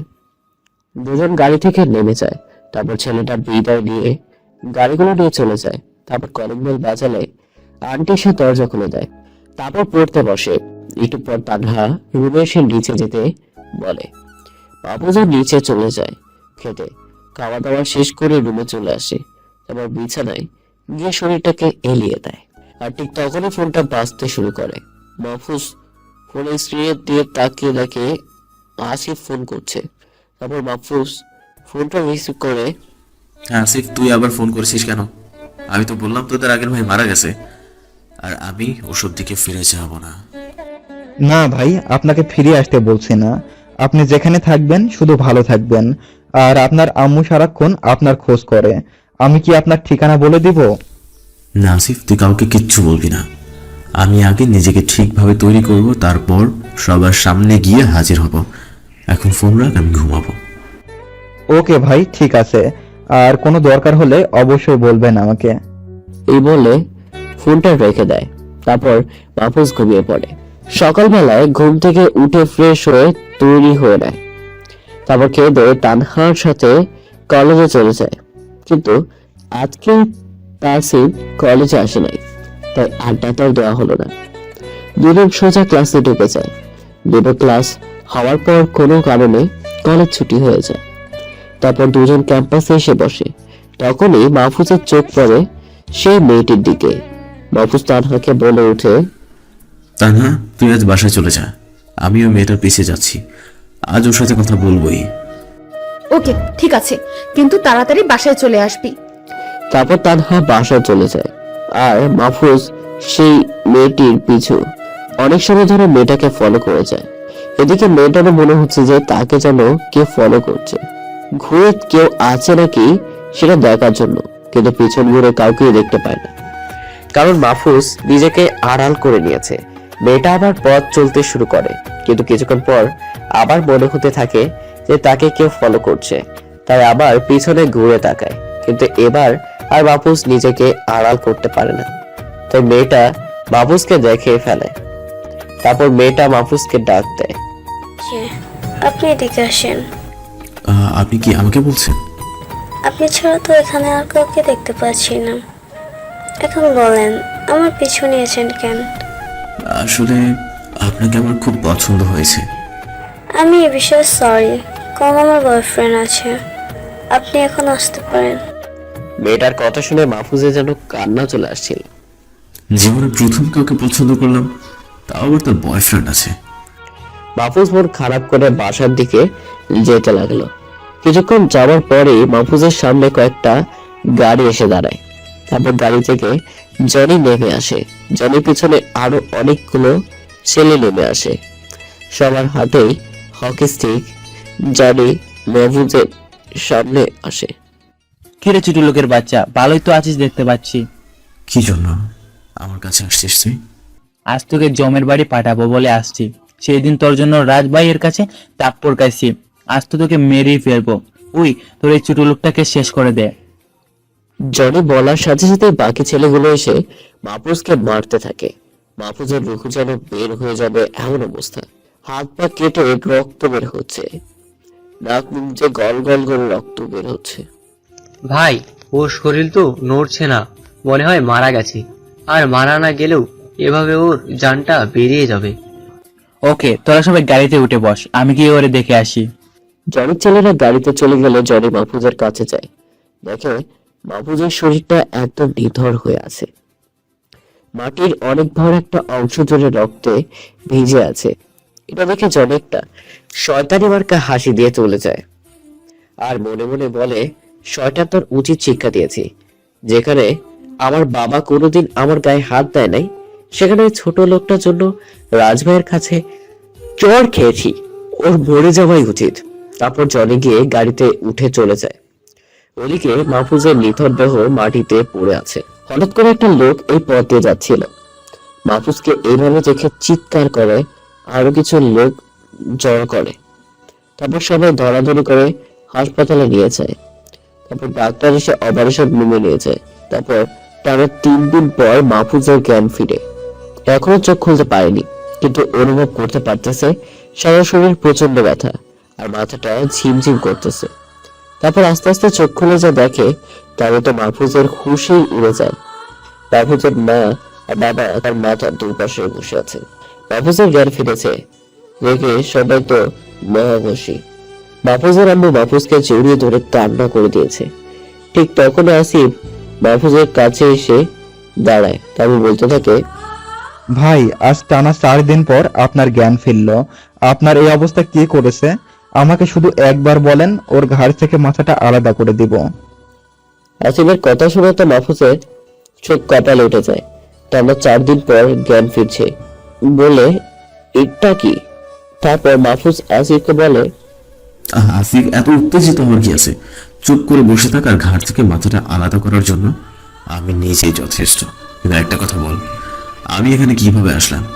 আর তোরাই বা আমার খবর কিভাবে পেলি? ভাই, একটা লোক আপনাকে রাস্তা থেকে আহত অবস্থায় এখানে নিয়ে আসছে। পরে আপনার ফোন দিয়ে আমাকে ফোন করে খবর দিয়েছিল। কিন্তু বাবা মা জানলো কিভাবে? ভাই, মাফ করবেন আমাকে, আমি ওদেরকে খবর দিয়ে দিয়েছি। আচ্ছা ঠিক আছে, সেই লোকটাকে ডেকে নিয়ে আয়। ওকে ভাই, আনতেছি বলে আসিফ কেবিনের বাইরে চলে গেল। এদিকে মাহফুজের আম্মু কান্না করেই যাচ্ছে। নিজের মাকে সান্ত্বনা করতে দেখে খুব খারাপ লাগতেছিল। তো মাহফুজ বলল, আম্মু, এত কান্না করতেছো কেন? দেখো আমার কিচ্ছু হয় নাই। কিছু হয়নি, কিন্তু যদি কিছু হয়ে যেত তাহলে আমি কি নিয়ে বেঁচে থাকতাম? এই তানহা, এদিকে আয়। মাহফুজের ডাক শুনে চোখ তুলে তাকায়, তারপর এক দৌড়ে মাহফুজের কাছে এসে জড়িয়ে ধরে কেঁদে দেয়। মাহফুজ খেয়াল করে তার হাত চোখের নিচে কালো দাগ পড়ে গেছে।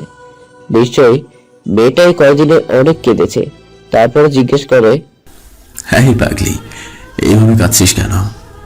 কাঁদছি কেন তুই আবার জানতে চাচ্ছিস? তোর কিছু হয়ে গেলে আমার কি হতো? তুই কি জানিস এই 4 দিন আমি কত কেঁদেছি আর কত চিন্তায় ছিলাম? তো তুই আমার জন্য এত কাঁদছিস কেন? কারণ আমি তোকে এই বলে তানহা চুপ করে যায়। মনে মনে বলে, এই রে, কাঁদতে কাঁদতে তো সত্যিটা বলেই দিচ্ছিলাম। কি হলো, থেমে গেলি কেন? কি যেন বলতে যাচ্ছিলি? তার কিছু বলার আগেই কেবিনে আসিফ চলে আসে। সাথে একটা লোকও কেবিনে ঢোকে।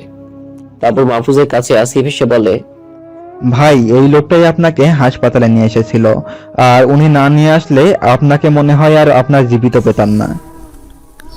লোকটাকে দেখেই তো বড় ধরনের একটা ঝটকা খেলাম, কারণ ভেতরে যিনি আসছেন তিনি আর অন্য কেউ নন, তিনি হচ্ছেন আমার বাবা। লোকটা আমাকে দেখে দৌড়ে এসে আমাকে জড়িয়ে ধরে হাউমাউ করে কান্না করে দিল, কিন্তু আমার ভেতরের কোনো ফিলিংস কাজ করছে না। আমি চুপচাপ দাঁড়িয়ে আছি। বাবা, তোর কিছু হয়ে গেলে আমি কি নিয়ে থাকতাম? আর তুই এত বড় একটা শাস্তি আমাদেরকে কি করে দিলি? সেদিন না হয় রাগ করে তোর গায়ে হাত তুলেছিলাম আর কিছু কথা শুনিয়েছিলাম, তাই বলে এত ওভাবে ঘর ছেড়ে চলে আসবি? আজ প্রায় 1 বছর হতে চললো, তোকে চোখের দেখাও দেখতে পায় না। আমাদের জন্য কি তোর একটু মায়া লাগে না? তোর জন্য তোর মা প্রতিদিন চোখের পানি ফেলে। আর আমার কথা না হয় বাদই দিলাম, তোকে হাসপাতালে আনার পর আসিফ আমাদের খবর দিল, তাই ছুটে চলে আসলাম।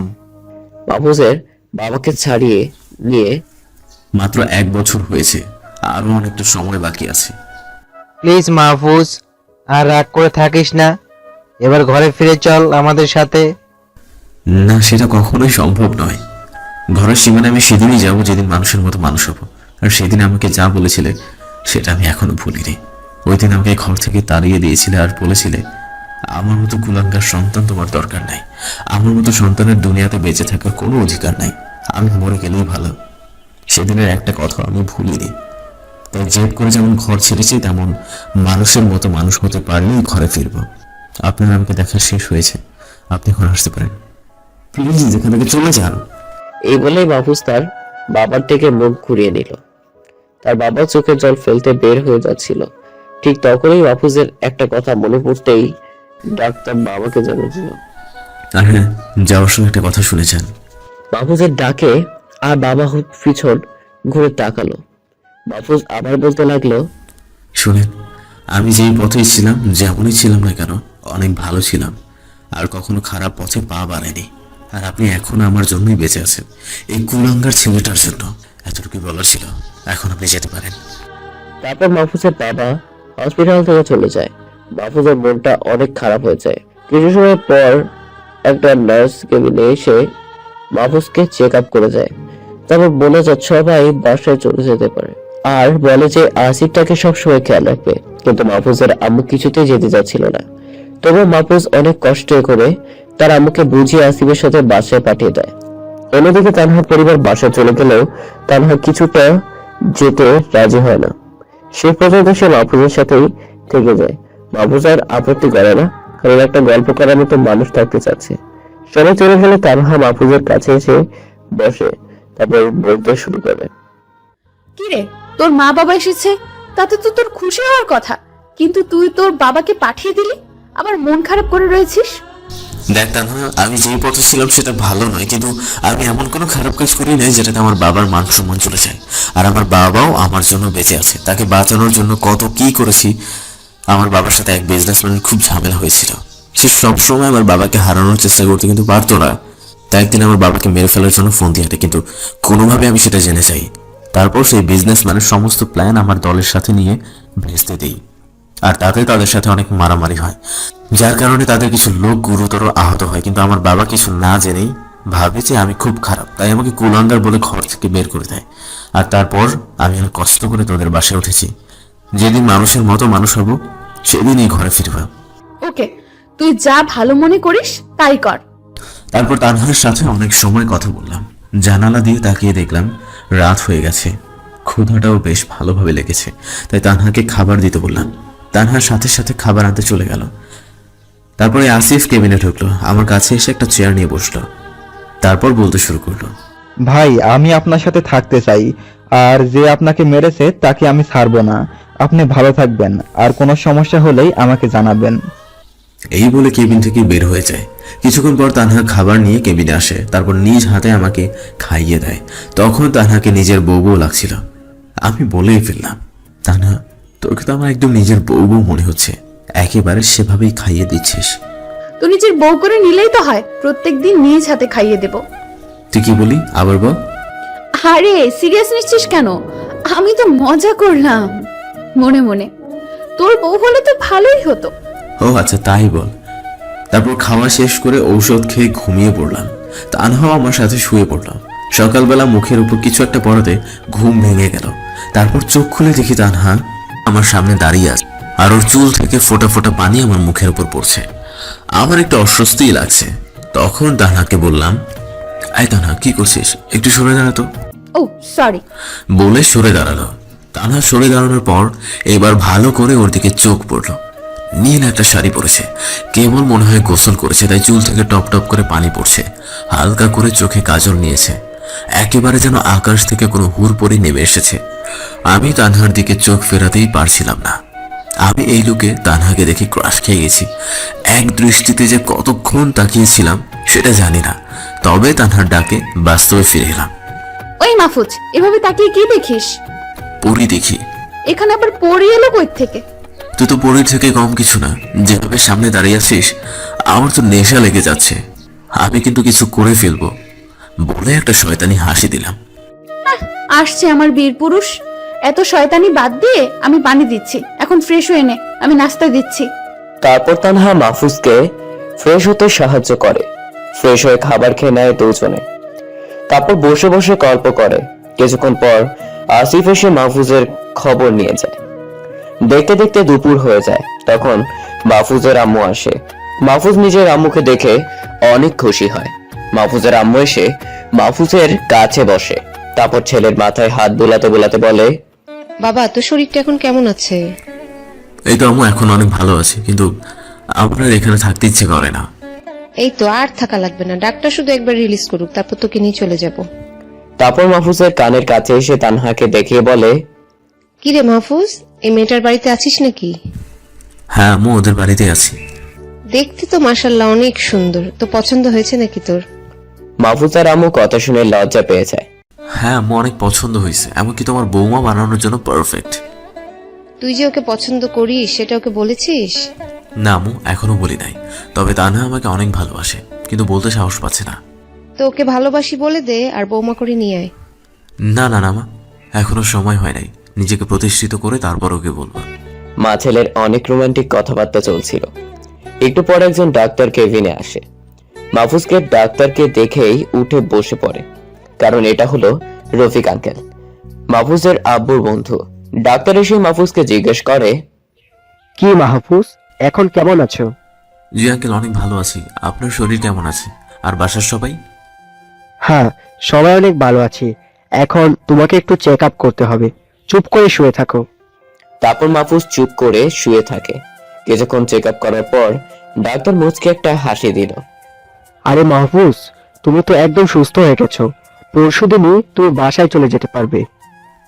ধন্যবাদ আঙ্কেল, আমারও এখানে আর থাকতে ভালো লাগছে না।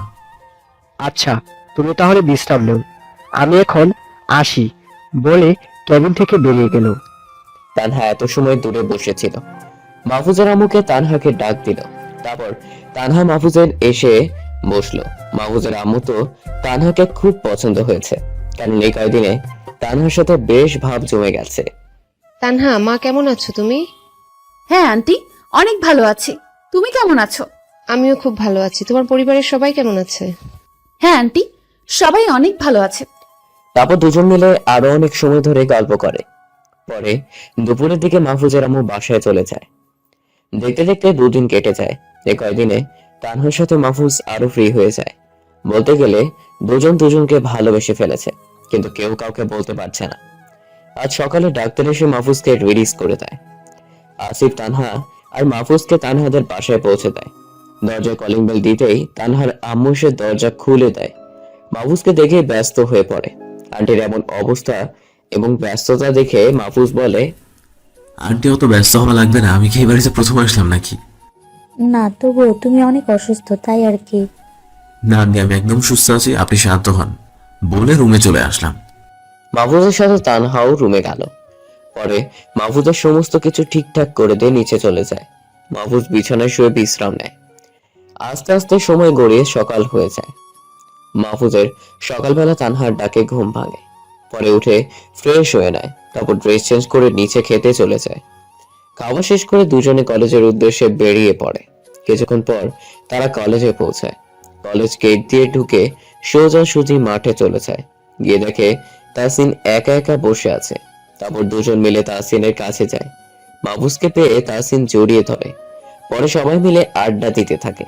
কিন্তু মাহফুজ একটা বিষয় লক্ষ্য করছে যে আজকে জনিকে কলেজে দেখা যাচ্ছে না। প্রত্যেক দিনই তো ওর বন্ধুদের সাথে আড্ডা দেয়, কিন্তু আজকে কি হলো ওর? এসব ভাবতেছিল বসে বসে। হঠাৎ তানহার ডাকে মাহফুজের হুঁশ ফিরে। ওই মাহফুজ, ক্লাসে চল। সময় হয়ে গেছে তো ক্লাসের। হ্যাঁ চল। তারপর সবাই মিলে ক্লাসের দিকে রওনা যায়। পরীক্ষার আর বেশি দিন নাই, তাই মাহফুজ স্যারের কথায় পুরোপুরি মনোযোগ দেয়। স্যার কিছু নোট দেয় পরীক্ষার জন্য, সেগুলো সবাই মিলে কালেক্ট করে নেয়। কয়েকটা ক্লাস করে সবাই বাইরে বেরিয়ে আসে। তারপর কিছুক্ষণ আড্ডা দিয়ে সবাই বাসার উদ্দেশ্যে উঠে যায়। তাসিনকে বিদায় দিয়ে তানহার মাহফুজ কলেজের সীমানা পার হতেই একটা কালো কালারের গাড়ি তাদের সামনে এসে দাঁড়ায়। তারপর গাড়ির ভিতর থেকে আসিফ নেমে আসে, মাহফুজের সামনে গিয়ে দাঁড়ায়। ভাই গাড়িতে ওঠেন, একটু গোডাউনে চলেন। কেন এখন গোডাউনে গিয়ে কি করব? ভাই প্লিজ চলেন, আপনাকে একটা জিনিস দেখাবো। ভাই না করেন না। আসিফের রিকোয়েস্ট আর ফেলতে পারলাম না। তানহা গাড়িতে গিয়ে বসতো বলে মাহফুজও গাড়িতে বসে। তারপর সবাই মিলে গাড়িতে গিয়ে বসে আর আসিফ ড্রাইভ করতে থাকে। একটু পর গাড়ি গিয়ে গোডাউনের সামনে গিয়ে দাঁড়ায়। তারপর সবাই নেমে যায় গাড়ি থেকে। আসিফ, মাহফুজ আর তানহাকে নিয়ে হাঁটতে শুরু করে।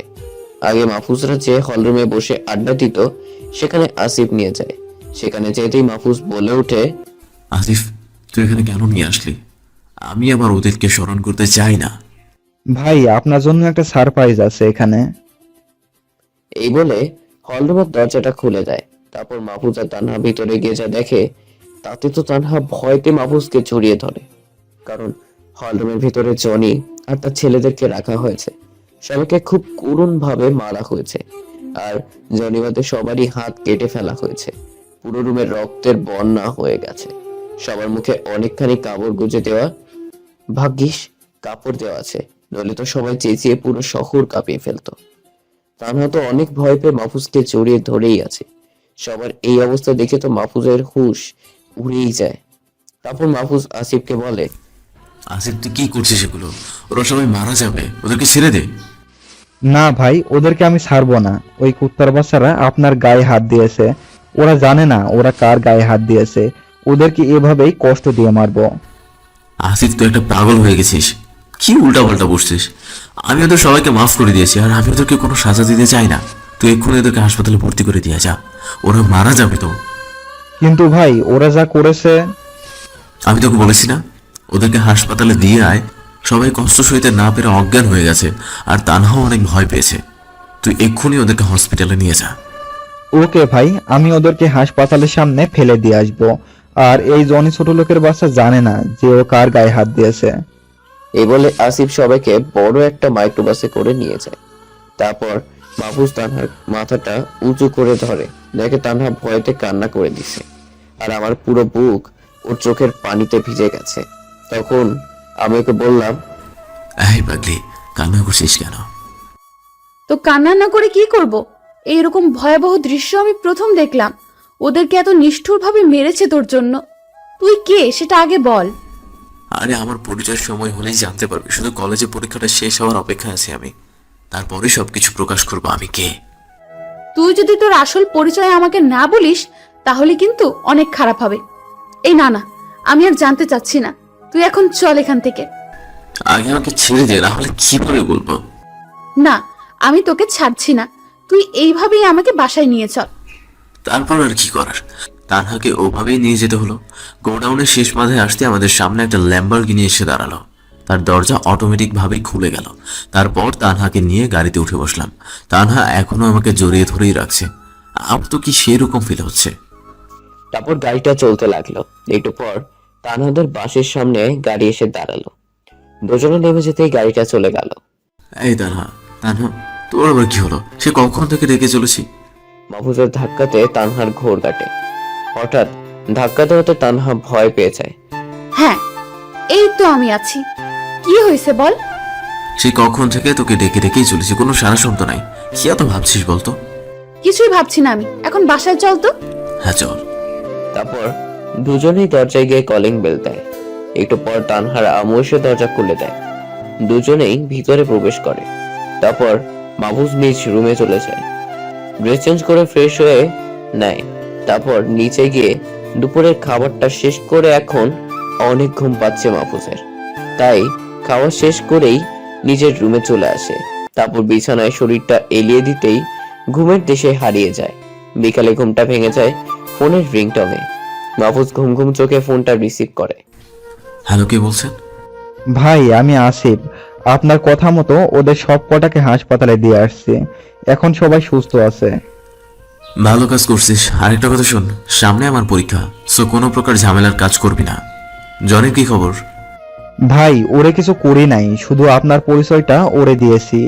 আর ওর বাবা তো আপনাকে চিনেই, আপনার পরিচয় শুনেই তো আমার পায়ে পড়ে গিয়েছিল, তখন আমি আপনার পায়ে পড়তে বলেছি। আচ্ছা ভালো বলছিস। এখন একটা কথা শোন, আমার পরীক্ষার পর একটা কাজ করতে হবে। হ্যাঁ ভাই বলেন, আপনি যা বলবেন সেটাতেই রাজি। আচ্ছা ঠিক আছে, তাহলে শোন। তারপর মাহফুজ আসিফকে কাজটির কথা বলে। আপনারা গল্পের সাথে থাকুন, এমনিতেই জানতে পারবেন কি কাজের কথা বললো। তারপর আসিফের সাথে কথা বলা শেষ করে মাহফুজ বিছানা ছেড়ে উঠে যায়। তারপর ফ্রেশ হয়ে বাইরে থেকে একটু ঘুরে আসে। এভাবেই দিন কেটে যাচ্ছে মাহফুজের। তানহার সাথে সারাদিন অনেক মজা করে, আর দুষ্টুমির কথা আর কি, সারাদিন দুজনে মিলে ঝগড়া করবে। দুজনের এত মিল দেখে তানহার বাবা মাও অনেক খুশি হয়। মাহফুজকে তাদের অনেক ভালো লেগে গেছে, তাই রাতের বেলা তানহার বাবা মা কথা বলে। এই শুনছো, একটা কথা বলার ছিল। হ্যাঁ বলে ফেলো, কি কথা?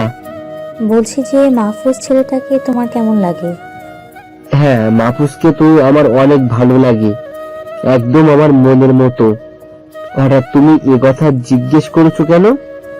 মাহফুজকে আমাদের মেয়ের সাথে মিলিয়ে দিলে কেমন হয়?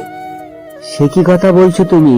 ছেলেটা আমাদের বাসায় থাকে, আর এখানে দুজনে লেখাপড়া করেছে। তুমি এইসব কথা এখন বলছো কেন? মাহফুজ জানতে পারলে কি মনে করবে বলো তো? সেটা তুমি আমার উপর ছেড়ে দাও। তারপর তাদের দুজনের আরো কথাবার্তা চলতে থাকে। পরদিন সকালবেলা মাহফুজ ঘুম থেকে উঠে ফ্রেশ হয়ে নেয়। তারপর খাওয়া শেষ করে তান্নার সাথে কলেজে চলে যায়। তারপর তাহসিনের সাথে দেখা হলে সবাই মিলে ক্লাসে চলে যায়। একটু পর স্যার এসে পরীক্ষার রুটিন দিয়ে যায়। আগামী সপ্তাহে পরীক্ষা। পরদিন সকালবেলা মাহফুজ ঘুম থেকে উঠে ফ্রেশ হয়ে নেয়। তারপর খাওয়া শেষ করে তানহার সাথে কলেজে চলে যায়। তারপর তাহসিনের সাথে দেখা হলে সবাই মিলে ক্লাসে চলে যায়। একটু পর স্যার এসে পরীক্ষার রুটিন দিয়ে যায়। আগামী সপ্তাহে পরীক্ষা। স্যার সবাইকে পরীক্ষার জন্য গুরুত্বপূর্ণ নোটগুলো দিয়ে দেয়। তারপর ক্লাস শেষ করে সবাই মিলে ক্লাস থেকে বের হয়ে যায়। মাহফুজের মনে এখন একটাই চিন্তা ঘুরপাক খাচ্ছে, যে করে হোক তাকে কলেজে টপ হয়ে দেখিয়ে দিতে হবে সবাইকে। এই খ্যাতটাকে সবাই চিনবে, তার আসল রূপ। তিনজনে গিয়ে কলেজের মাঠে বসে কিছুক্ষণ আড্ডা দেয়। আড্ডার মাঝে মাহফুজ বলে ওঠে, তোর ক্যান্টিনে চল, গিয়ে কিছু খেয়ে নেই, অনেক ক্ষুধা লাগছে। হ্যাঁ চল, সবাই মিলে যাই। আয় আসিফ, চল। তারপর সবাই মিলে ক্যান্টিনে গিয়ে খাবারের অর্ডার দেয়, কিন্তু বাকি স্টুডেন্টরা মাহফুজকে দেখে হেসে দেয়। একজন তো বলেই উঠে, এই দেখ দেখ, খেতটাও আবার ক্যান্টিনে খেতে চলে এসেছে। ওদের সব কথাবার্তায় মাহফুজ কিছু মনে করে না, কারণ সে তো কলেজে খ্যাত নামেই পরিচিত। কিন্তু এই বিষয়টা তানহার একদম ভালো লাগছে না। একজনকে শুধু শুধু কেন খ্যাত বলতে যাবে? সে কি মানুষ না? কিন্তু পরক্ষণে অন্য এক বিষয় আর তানহার মনে পড়ে যায়। তখন সে মনে মনে হাসতে থাকে, কারণ মাহফুজ যে খ্যাত না সেটা তানহা ভালো করেই জানে। যেই ছেলে ল্যাম্বরগিনির মতো এত দামি গাড়িতে চলাফেরা করে, সে কখনোই খ্যাত হতে পারে না। এইসব ভাবতে ভাবতেই খাবার চলে আসে। তারপর সবাই খাওয়াটা শেষ করে নেয়। এখন বাসায় রওনা দিতে হবে, তাই সবাই ক্যান্টিন থেকে বের হয়ে যায়। একটু সামলে যে হুট করে মাহফুজের সামনে হাসান ভাই চলে আসে। হাসান ভাইকে দেখেই তো মাহফুজ জড়িয়ে ধরে। আজ অনেকদিন পর তার সাথে দেখা হলো। হাসান ভাই মাহফুজকে জড়িয়ে ধরে। কেমন আছো মাহফুজ তুমি? জি ভাই, অনেক ভালো আছি। আপনার শরীর কেমন আছে?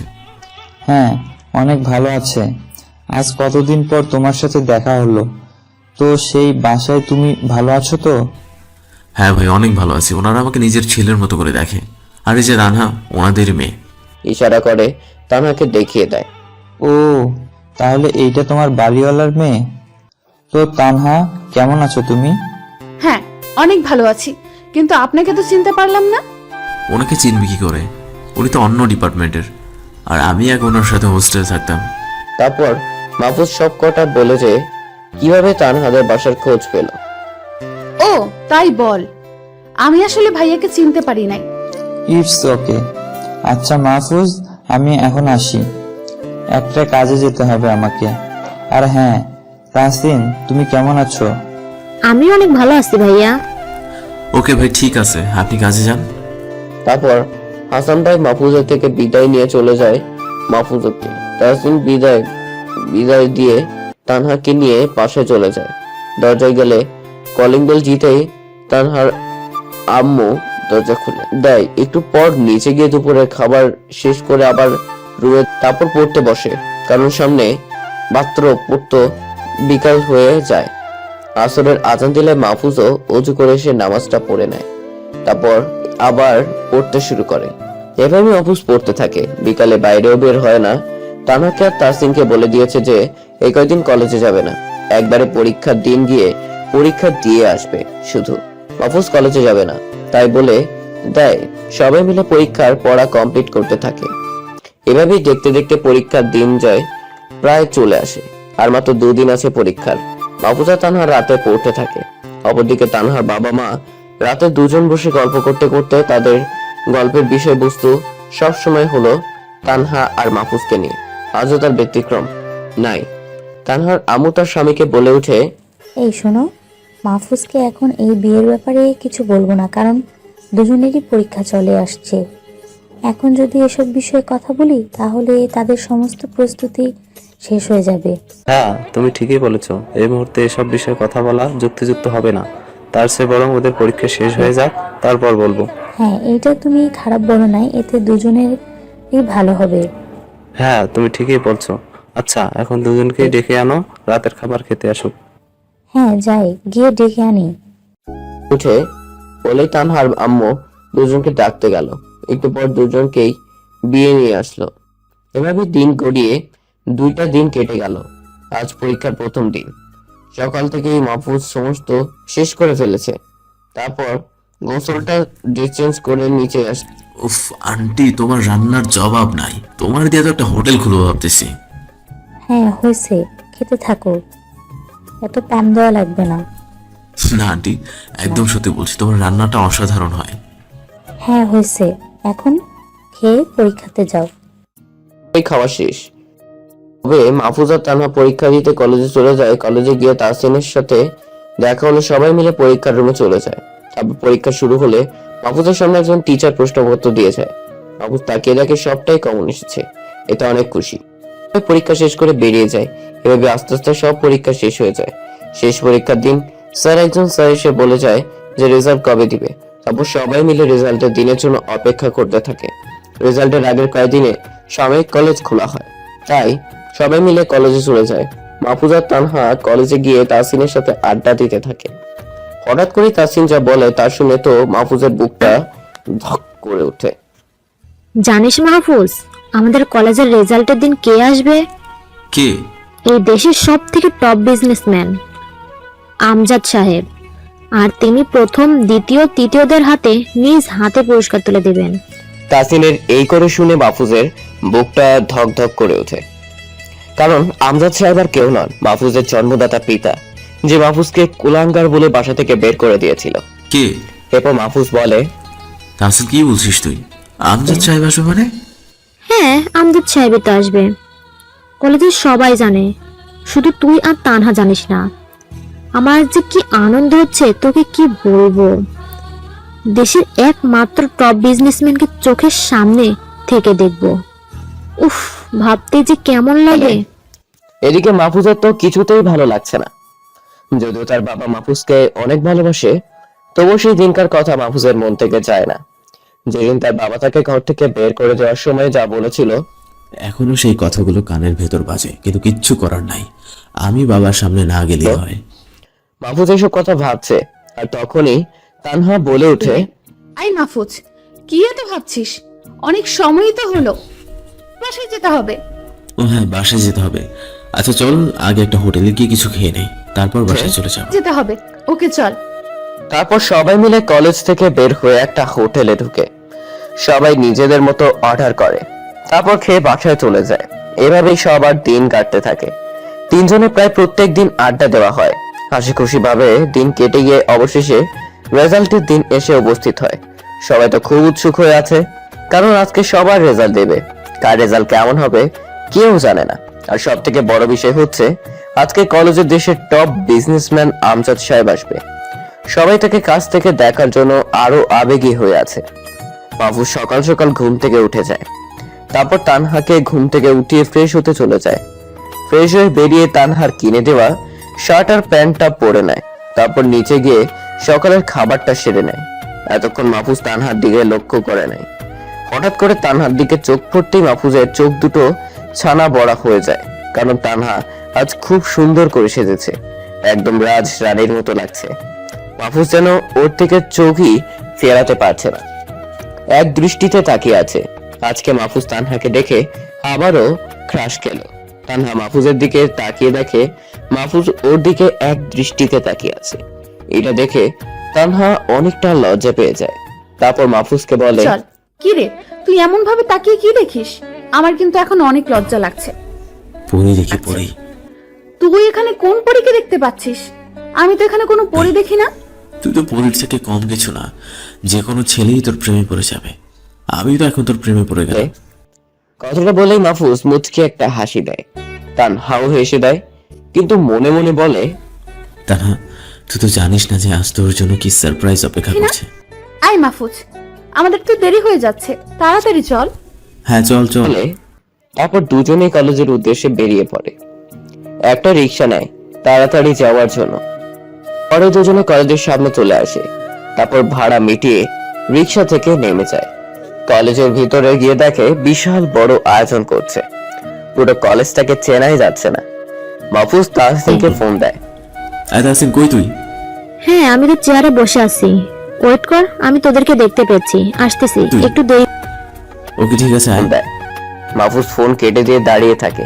কিছুক্ষণ পর তাহসিন ওদের কাছে চলে আসে, তারপর বলে, দোস্ত চল, ওইখানে চেয়ার ফাঁকা আছে, বসে যাই। ওকে চল।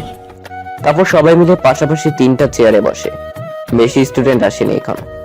ভিন্ন স্যারেরা শিক্ষামূলক কিছু কথা বলছে। আসল আয়োজন শুরু হবে আমজাদ সাহেব আসলে। এদিকে মাহফুজ মাথা নিচু করে বসে আছে, কারণ তার মতো খ্যাত তো আর একটাও নেই। কিছু সময় যাওয়ার পর সব স্টুডেন্টরা চলে আসলো। পুরো কলেজ এখন স্টুডেন্ট দিয়ে ভরপুর। ঠিক সেই সময় প্রিন্সিপাল স্যার মঞ্চে এসে মাউথটা হাতে নিলেন, তারপর বলতে শুরু করলেন, প্রিয় শিক্ষার্থীরা, আজ একটা বিশেষ দিন তোমাদের জন্য। কে ভালো রেজাল্ট করবে আর কে খারাপ করবে সবাই জানার জন্য অধীর আগ্রহ নিয়ে বসে আছো। কিন্তু তোমরা একটা বিষয় জানো যে আমাদের কলেজের দেশের টপ বিজনেসম্যান আমজাদ সাহেব আসতে চলেছেন। এই নিয়ে আমরা খুবই খুশি আর খুবই এক্সাইটেড। আর সবচেয়ে খুশির কথা হলো তিনি প্রথম, দ্বিতীয় এবং তৃতীয়দের হাতে নিজ হাতে পুরস্কার তুলে দিবেন। বেশি সময় দেরি নয়, তিনি খুব অল্প সময়ের মধ্যে আমাদের মাঝে এসে হাজির হবেন। এই বলে স্যার মঞ্চ থেকে নেমে গেলেন। সবাই ফ্রেন্ডের সাথে গল্প করছে আর মাহফুজ মাথা নিচু করে বসে আছে। কিছুক্ষণ পর কোনো কিছু শব্দ পেয়ে মাহফুজ কলেজ গেটের দিকে তাকালো। দেখলো তার কিছু পরিচিত গাড়ি কলেজ গেট দিয়ে ঢুকছে। মাহফুজ বুঝে গেল যে এটা কার গাড়ি। গাড়িগুলো গেট দিয়ে ঢুকতেই সমস্ত শিক্ষকরা ফুল হাতে নিয়ে চলে গেলেন। কলেজের এক পাশে থামলো, তারপর গাড়ি থেকে আমজাদ সাহেব নামলেন। শিক্ষকরা সবাই তাকে ফুল দিয়ে অভিবাদন জানালো। তারপর শিক্ষকরা তাকে নিয়ে মঞ্চে এসে বসলেন। পুরো কলেজ গম গম করছে আমজাদ সাহেবকে দেখার জন্য। সবাই জীবনে প্রথমবার তাকে দেখলো। তারপর প্রিন্সিপাল স্যার হাতে মাউথ নিয়ে বলতে শুরু করলেন, আজ এখন আমাদের একটা গুরুত্বপূর্ণ মোমেন্ট অনুষ্ঠিত হচ্ছে, কারণ প্রধান অতিথি এসে গেছেন। এখন তোমাদের কিছু শিক্ষকরা কিছু কথা বলবেন, তারপর আমি তোমাদের রেজাল্ট ঘোষণা করব। এই বলে তিনি মাউথ রেখে দিলেন। তারপর কিছু শিক্ষকরা নীতি কথা বললেন, যা অনেক গুরুত্বপূর্ণ ছিল জীবন গঠনের জন্য। কথা বলা শেষ হলে প্রিন্সিপাল আবার মাউথ হাতে তুলে নিলেন। প্রিয় শিক্ষার্থীরা, এখন আমি তোমাদের রেজাল্ট ঘোষণা করছি, সবাই মনোযোগ দিয়ে শোনো।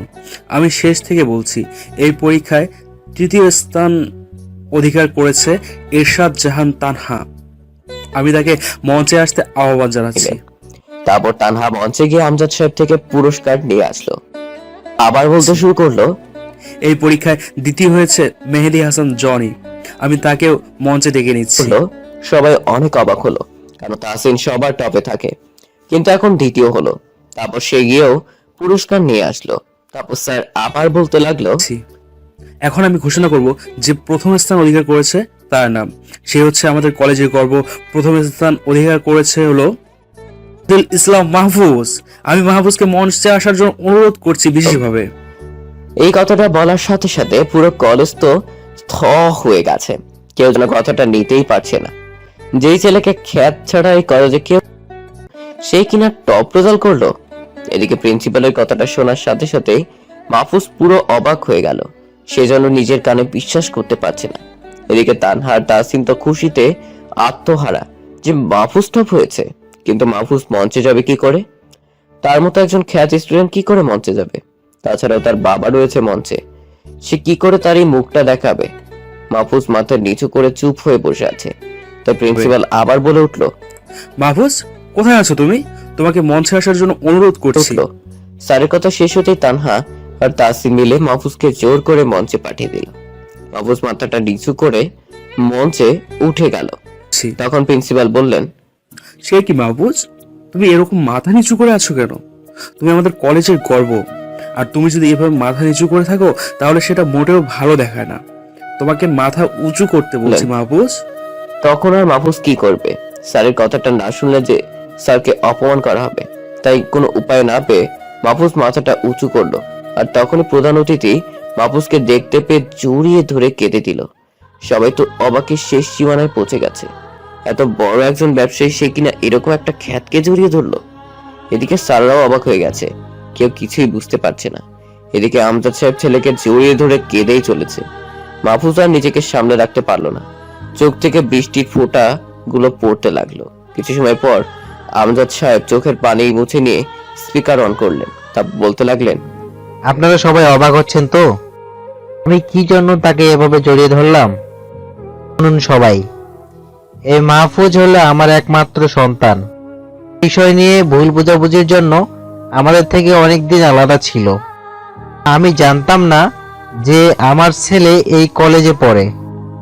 ফিল করছি যে আমার ছেলে এই কলেজে টপার হয়েছে। তারপর আমজাদ সাহেব ছেলের হাতে পুরস্কারটা তুলে দেয়। আমজাদ সাহেবের কথাটা যেন কেউ বিশ্বাস করতে পারছে না। সব শিক্ষকরা তো খুবই খুশি যে আমজাদ সাহেবের ছেলে তাদের কলেজে পড়ে। স্টুডেন্টরা সবাই মনে মনে বলছে, মাহফুজ এত ধনী লোকের ছেলে, কিন্তু এরকম খ্যাত হয়ে থাকে কেন? সবাই কানাঘুষা শুরু করে দিয়েছে, কেউ কিছুই বুঝতে পারছে না। অন্যদিকে তানহার তাসিনের তো মুখ হা হয়ে গেছে, তারাও বিশ্বাস করতে পারছে না যে মাহফুজ এত বড় লোক বাবার ছেলে। তখন আমজাদ সাহেব আবার বলতে থাকেন, আপনারা তো সবাই আগুন নামক ছেলেটাকে চিনে থাকবেন। এ আমজাদ সাহেব এই শহরের নাম করা মাস্তান, কে চিনে না এমন কোনো লোক নাই। আগুনটা কে জানেন? ফুস, আমার ছেলেই হলো এই সেই আগুন। আমজাদ সাহেবের প্রত্যেকটা কথাতেই যেন সবাই বড় বড় ধাক্কা খেতে লাগলো। এখন অবাক হয়ে বসে আছে। ঠিক তখনই কলেজ গেট দিয়ে 10 থেকে 15টা মতো গাড়ি প্রবেশ করলো। সবগুলো ল্যাম্বরগিনির মতো দামি দামি গাড়ি। গাড়িগুলো কলেজের ভিতরে এসে থামতেই অটোমেটিক দরজা খুলে যায়, আর গাড়ি থেকে রাজ এবং আসিফ নেমে আসে, সাথে আরো অনেক ছেলে ফেলে। রাজের হাতে একগুচ্ছ গোলাপ ফুল। রাজ দৌড়ে মাহফুজের সামনে চলে আসলো, তারপর বলল, মাহফুজ ভাই, আপনার কথা মতো ফুলগুলো নিয়ে এসেছি, এখন আপনি যা করবেন করুন। তারপর মাহফুজ ফুলগুলো নিয়ে সোজা তানহার সামনে চলে যায়। তারপর তানহাকে হাঁটু গেড়ে সবার সামনে প্রপোজ করে। Tanha, I love you. Tanha, আমি তোকে খুব ভালোবাসি। আমি জানি তুইও আমাকে অনেক ভালোবাসিস, কিন্তু জীবনে তো মুখ ফুটে কিছু বলতে পারবি না, তাই তোকে আমি প্রপোজ করলাম। তুই তো আমার পরিচয় জানতে চাইছিলি, তাই তোর সাথে সবাইকে জানিয়ে দিলাম। এখন বল, তুই আমাকে ভালোবাসিস কিনা? তানহার তো খুশিতে মুখ থেকে কোনো কথাই বের হচ্ছে না। তানহা ভাবতে পারেনি যে তার ভালোবাসা এরকম ভাবে মাহফুজকে অ্যাকসেপ্ট করবে। তানহাও ফুলটা নিয়ে মাহফুজকে জড়িয়ে ধরে। তানহা আর মাহফুজকে দেখে কলেজের সবাই হাতের তালি দিয়ে ওঠে। পুরো কলেজ এখন তালির শব্দ মুখরিত। স্টুডেন্টরা যারা মাহফুজকে খ্যাত বলতো, তারা সবাই এসে মাহফুজের কাছে মাপ চেয়ে নেয়। মাহফুজ হাসি মুখে সবাইকে আলিঙ্গন করে। তারপর সমস্ত কার্যক্রম শেষ করে মাহফুজ ফ্রি হয়ে যায়। তারপর তার বাবার কাছে এসে বলে, কিরে মাহফুজ, এখনো কি আমার উপর রাগ করে থাকবি নাকি? বাসায় যাবি না? হ্যাঁ বাবা, বাসায় যাব। তোমার উপর আমার আর কোনো রাগ নাই। মাহফুজ, সেদিন আমি ভুল ছিলাম, দয়া করে আমাকে ক্ষমা করে দে। না বাবা, তুমি কি করছো? বাবা হয়ে ছেলের কাছে মাফ চাইবে কেন? তোমার কোনো দোষ নাই। আমি বাসায় যাব, তবে তার আগে তানহাদের বাসায় গিয়ে ওর বাবা মাকে আমাদের বিয়ের প্রস্তাব দেব। তারা রাজি হলে তাদেরকে আমাদের বাসায় নিয়ে একেবারে চলে যাব। আচ্ছা ঠিক আছে, চল। তারপর মাহফুজে তার বাবা আর তানহাকে নিয়ে তানহাদের বাসায় চলে যায়। তারপর তানহার মা বাবাকে মাহফুজ বিয়ের প্রস্তাব দেয়।